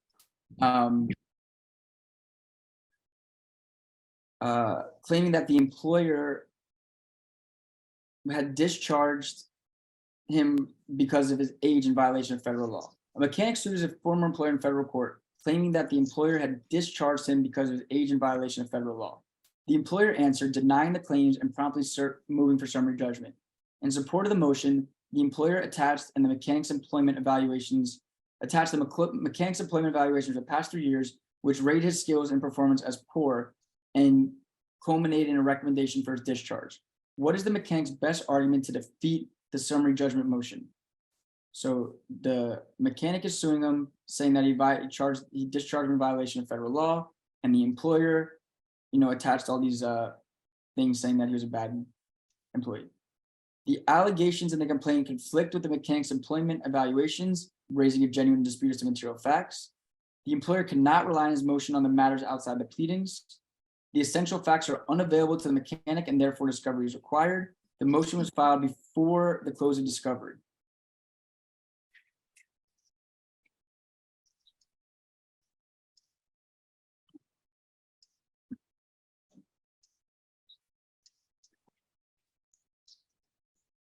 I think 7 people came in with the wrong answer, honestly. I might be wrong, but I think the tide is swinging. I think we're getting tired here. So far, 60% participation. 5 more seconds. All right, interesting. It started off with 8 out of 8 people picking A, and then the C's kind of came storming back. I tend to agree with C. Matt, are you on team C or team A? I did C. You did C? All right. If A was the answer, then there'd never be a motion for summary judgment that was ever granted. Because it's always like if your allegations pass it's motion to dismiss stage, then you're always going to have something that right, if always a conflict, yeah. Yeah. You can't just deny it because there's a conflict. You have to deny it because you assume all facts are true. I think C is the best answer here. That motion to dismiss, you're saying, okay, assuming everything that they say is true. For motion for summary judgment, you're saying, okay, looking at the facts in the most favorable light to the other party, not assuming they're true, but just looking at what we have. And for motion for summary judgment, you can include more evidence. Excellent. And usually it's after discovery. Here it was before discovery, but you can say we haven't even had discovery yet. So the mechanic cannot assert mere allegations from the complaint without proper support backed by evidence. Allegations without support would not be enough to overcome the employer's motion for summary judgment. So but they are enough for a motion to dismiss for failure to state a claim. Right. Allegations without support are not enough to defeat a motion for summary judgment, you better response is you need more time to determine additional information. I mean, this is a tough question to really, but just know that genuine dispute of material fact, just because there's a conflict, that's not enough. It has to be like, you know, this claim would fail if all those things stated against me were true. Here, the best response is just, I need more time. Yeah, at this stage, you need some evidence. Let's do one You more. don't need as much as you need for trial, but you need something.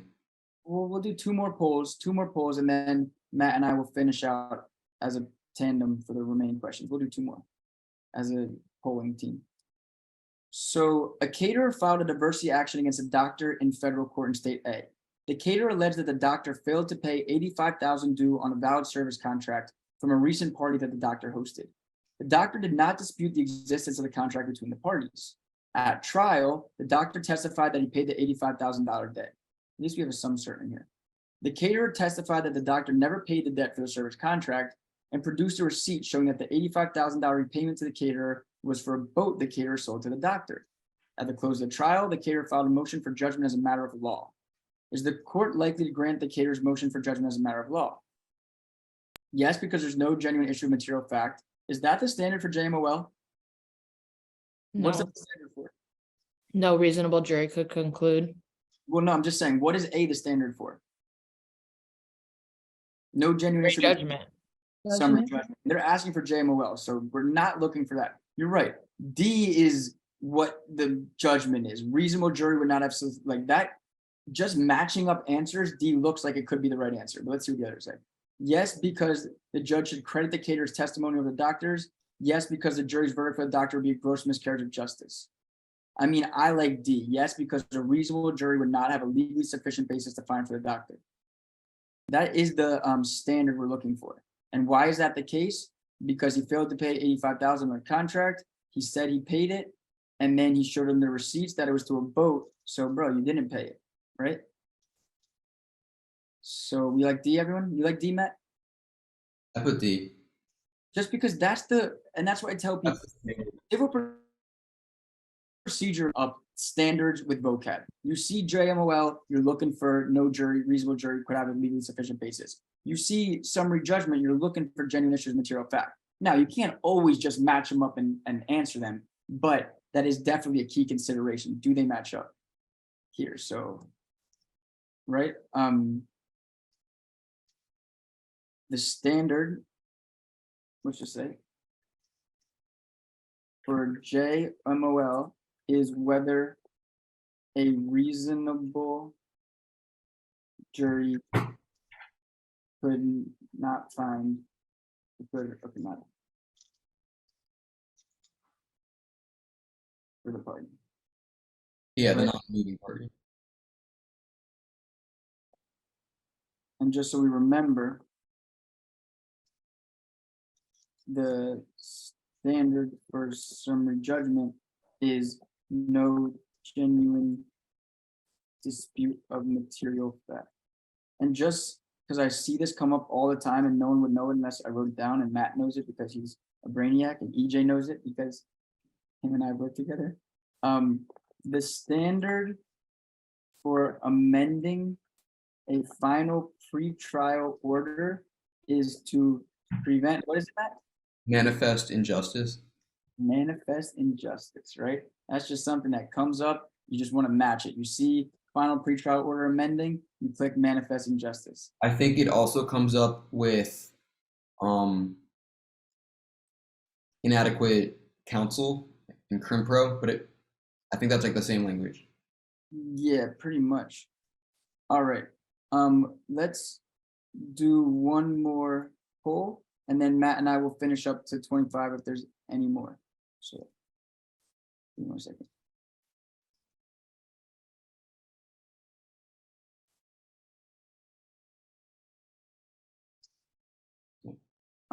And I really hope that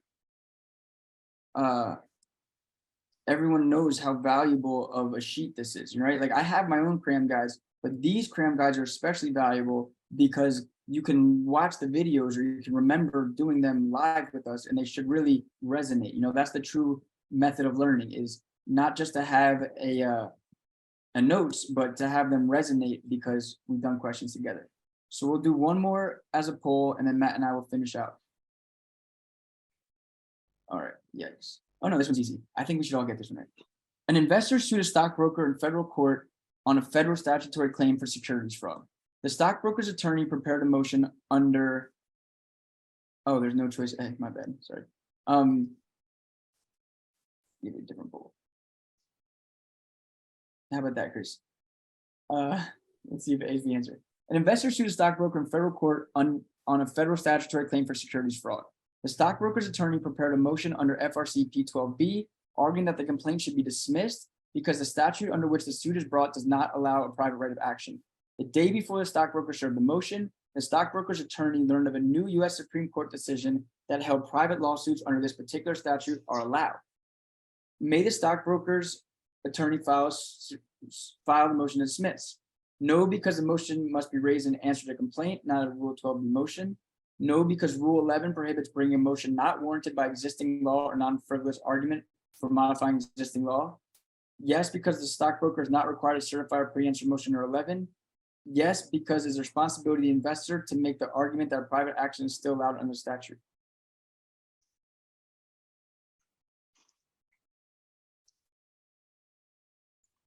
The answers are coming in strong for the correct answer, I believe. Everyone's getting ready so far. I might as well just stop it. What do you think the answer is, Matt? B. You, and 100% of the class thinks it's B. So let's go with B, right? Why is this frivolous? Because, bro, you learned the day before you served the motion. Well, you learned it, that it was frivolous, and then you still served the motion. Like, you should have stopped, you know? It's like the contracts one where you knew that they were not paying you, and then you went out and bought more supplies. Like, once you know, you have an obligation to act under the knowledge that you now have, right? So we'll just say Rule 11 prohibits filing a frivolous claim.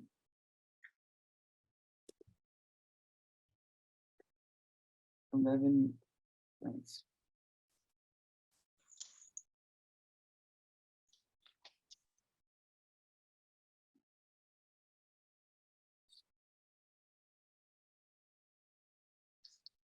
Yeah, in the chat. You're supposed to even inform the judges if the law changes, right? Yeah. I mean, as an attorney, and Barbara could speak on this, in the sanctity of the law, when it comes to the duties of candor and decorum, you got to go above and beyond, you know, like truth is the best policy. You always want to, you know, be on the most up and up, or else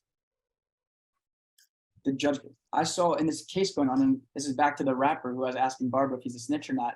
But in that case, the rapper group YSL in Atlanta, they admonished the attorney in the case because he showed up 15 minutes late to court. And I can't make this up. He bought lunch. His punishment was to buy lunch for the other attorneys. And he went to a local strip club and bought fried chicken. And apparently it was like a big hit. This is not untrue. This is all true stories. Okay, let's continue going. They were like, yeah, he brought the best fried chicken from Magic City Strip Club or something. I was like, what? Why didn't you go to like a healthy place? All right, anyway, Matt, let's just, if you guys want to answer now in the chat, answer in the chat. Matt and I are just going to kind of talk about ourselves and then add to the cram diet. All right, and yeah, I looked at the picture. It did look like good chicken, to be honest. And apparently the lawyer had to get them to open up early because they didn't open yet. This is all true. You can investigate. Okay. A retailer brought a federal diversity action against an architect, alleging fraudulent misrepresentation in the architect's design of the retailer store. The complaint did not include a jury demand. The architect timely moved to dismiss the action for failure to state a claim. He did not file an answer. 20 days after being served with the motion, the retailer amended the complaint to add a defamation claim based on the architect's recent statements about the retailer in a local newspaper. And the retailer demanded a jury trial on both claims. Has the retailer properly demanded a jury trial? No, because the retailer filed the demand more than 14 days after service of the motion to dismiss. No, because the retailer filed the demand more than 14 days after service of the original complaint. Yes, but on a defamation claim only because the original complaint did not contain a jury demand. Yes, on both claims because the architect had not answered the original complaint when the retailer filed the amended complaint with the jury demand. You agree with me, Matt?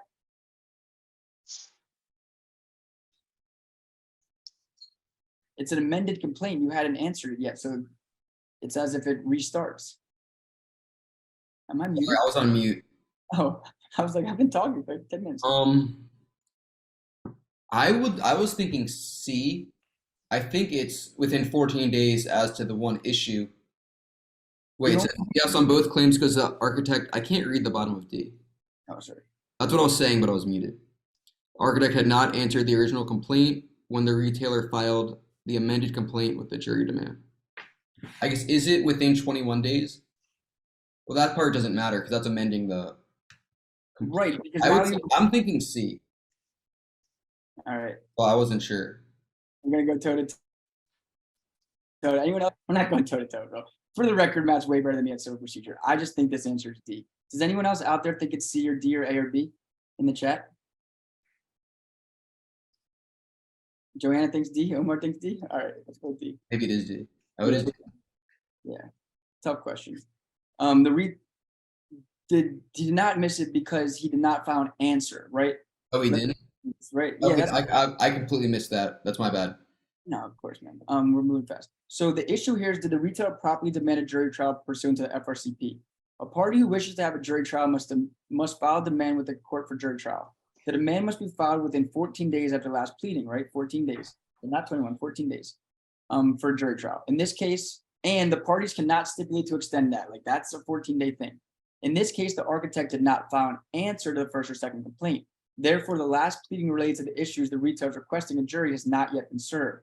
The retailer did not miss the 14 deadline and may still demand a jury. Right? Amy nailed it. There's no answer. So it's 14 days from the answer, and they still hadn't answered yet. So okay.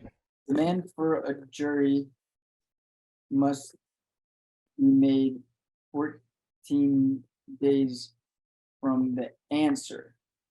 If no answer is made, you can make an amended complaint demanding jury. That was the key to this one, and I know you read quickly, but it was key that they didn't answer it yet, and the 14 days runs from the answer. So all good. All right, let's continue. I need you to pay more attention here, Matt. No, I'm just messing with you. All right. A plumber filed a jurisdictionally valid lawsuit against a dentist in state A federal court. The plumber sought compensation for damages incurred in a car accident. The dentist defended on the ground of contributory negligence, which is a full defense in state A. Okay. After a 4-day trial, the judge instructed the jury to issue a verdict and also answer 2 written questions. Was the dentist negligent? And was there contributory negligence by the plumber? The jury answered yes to both and returned a verdict in favor of the plumber and awarding him damages of $95,000. Neither party filed any post-verdict motions. Yes, the court may, should the court enter jury's final judgment for the plumber? Yes, the court must enter the jury's judgment. Yes, the court may enter the jury's judgment. No, the court may set aside the jury verdict and enter judgment for the dentist. No, the court may set aside the jury verdict and enter a new trial. All right, well, let's talk this one out, because he said what they said yes. Was there contributory negligence by the plumber? They said yes, but here the defendant on the ground of contributory negligence, which is a full defense in state A. So right. It's full defense and the plumber was contributory negligent. How could the plumber have won? He couldn't have, right? No, yeah.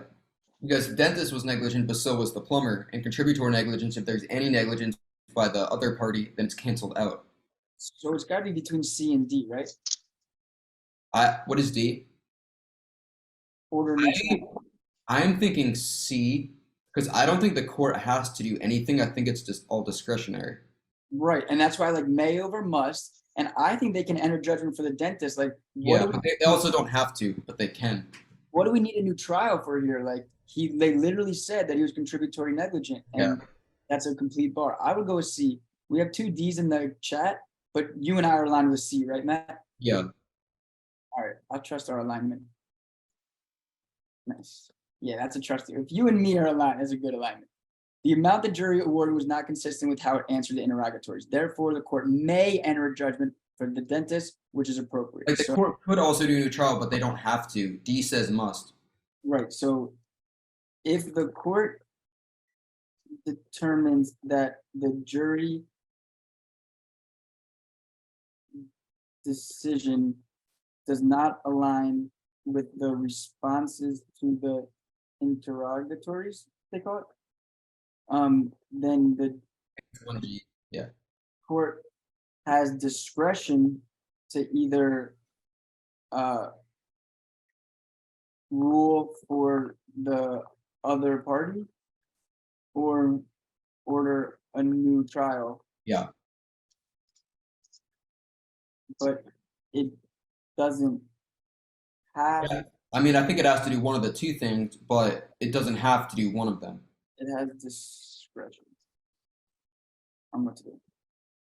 Right, I kind of wrote that like a child, but basically it's a lot of this test comes down to may versus must. Understanding that may and must are totally different things is a huge piece of this exam. Oh wow, I got that question wrong many times. All right, Yeah, that's too long. Okay, this one's fine. Oh, here we go. A plaintiff brought a class action in federal court against a nationwide grocery store chain for violating a federal disabilities rights statute that requires public buildings to be wheelchair accessible. The plaintiff sought an injunction requiring the grocery chain to modify the entrances to its store to comply with the statute. The plaintiff demanded, it doesn't sound like there's any money being involved. The statute is silent on the right to a jury trial. The grocery chain does not want a jury trial. What is the grocery chain's strongest argument that is not entitled to a jury trial? Without even looking at it, there's no money involved, right? Class actions are so complex as to be outside the jury's competence to decide. Disability rights did not exist at common law when the 7th Amendment was adopted. The remedy the plaintiff seeks is primarily equitable in nature. The statute is silent on the right to a jury trial. You agree, Matt? yeah, I'm thinking C. Yes. This we know that But it is true that disabled people have no rights in the 1700s, but that's not the answer. you have no rights to a jury trial for claims that demand equitable relief, such as specific performance, injunction, etc. What we can inform the class of is you do have a right for jury in federal cases for monetary relief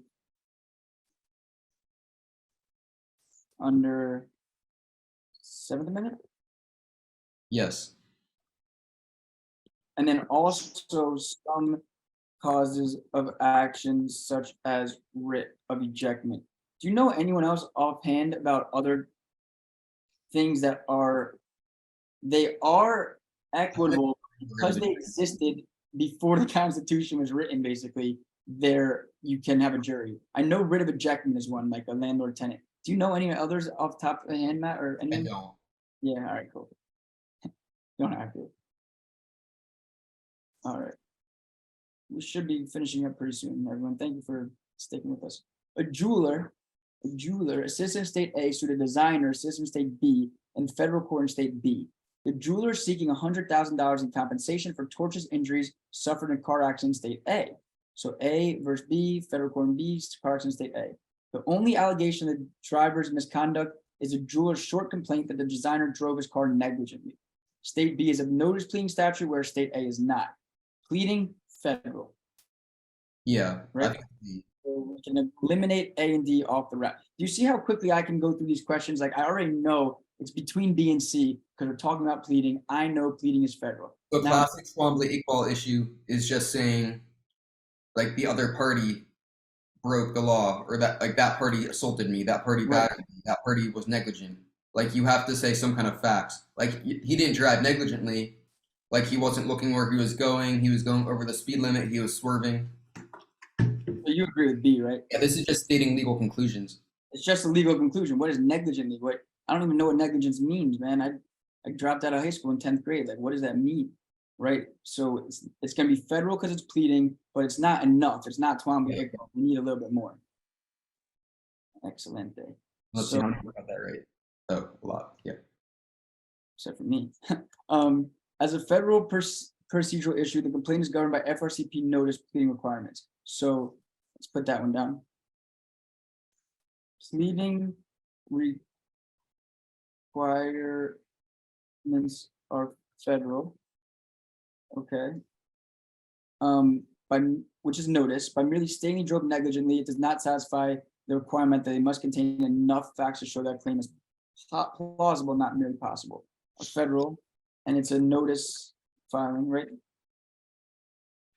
And must show that a claim is possible, not merely plausible. For instance, a claim drove negligently will not satisfy pleading requirements.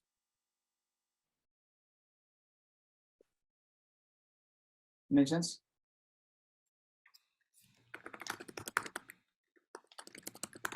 I've done this question right with students before. This is not the first time I got this question right. All right. A shopper sued a grocer. I had a student ask me, what does this word mean, grocer? And I'm like, that's what's weird about the bar exam. They use wild words. And I'm like, it means someone who shops at grocery stores.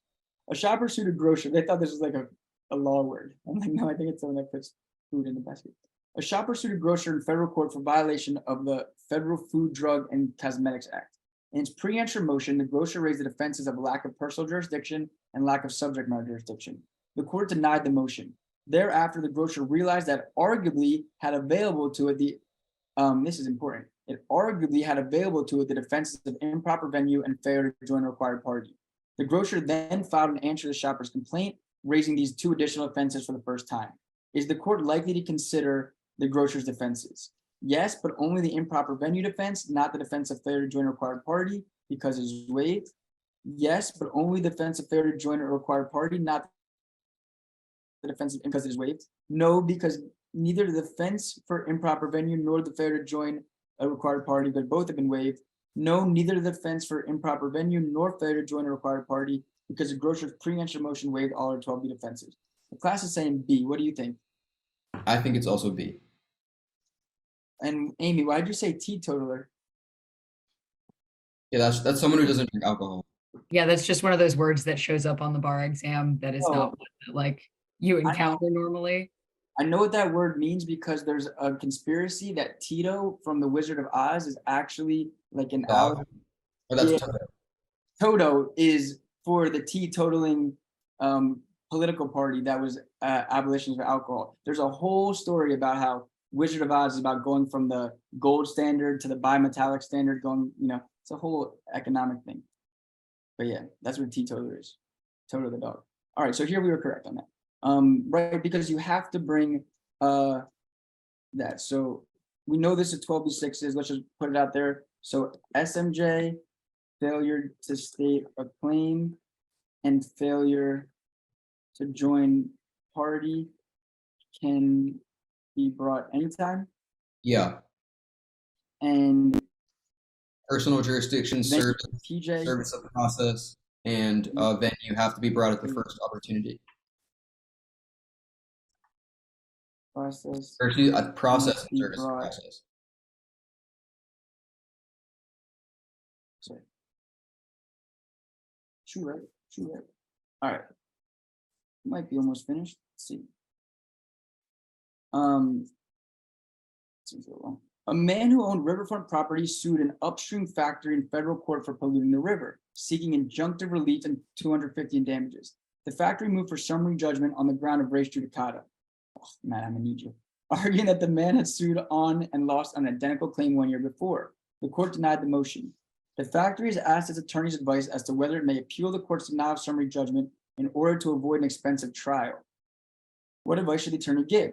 The factory may appeal if the appellate court finds that the case involves a controlling question of law upon which the courts are divided. The factory may appeal if the court certifies there's no just reason for delay. The factory may not appeal until after trial on the merits or other disposition resulting in final judgment.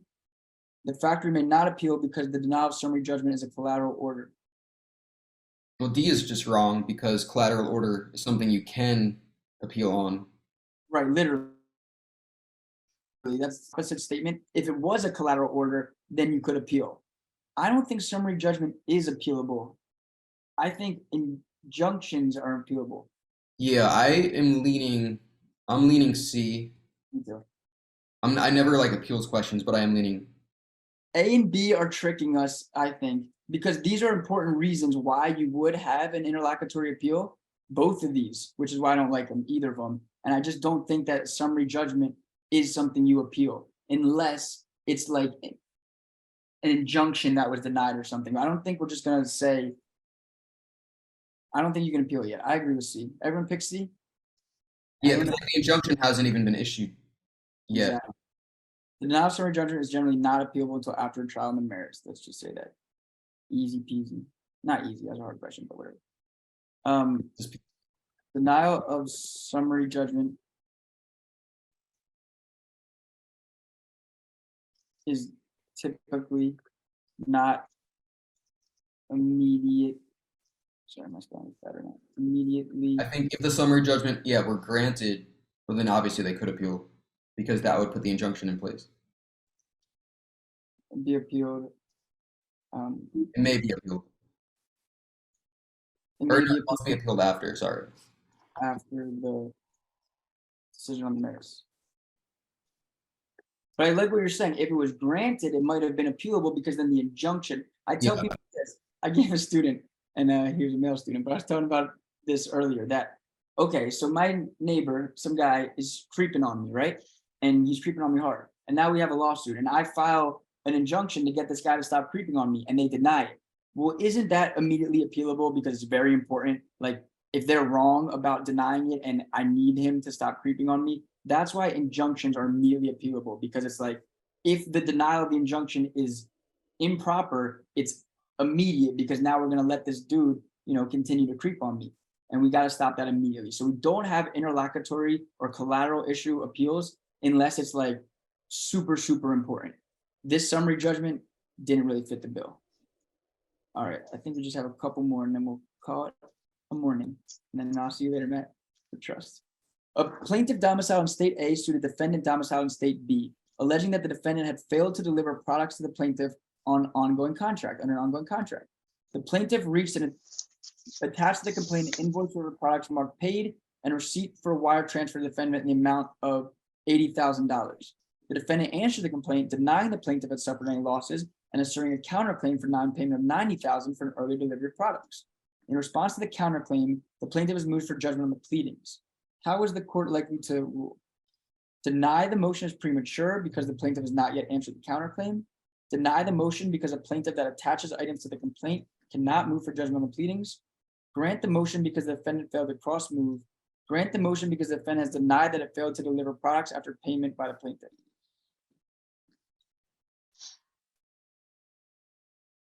So what's the motion? Judgment on the pleadings.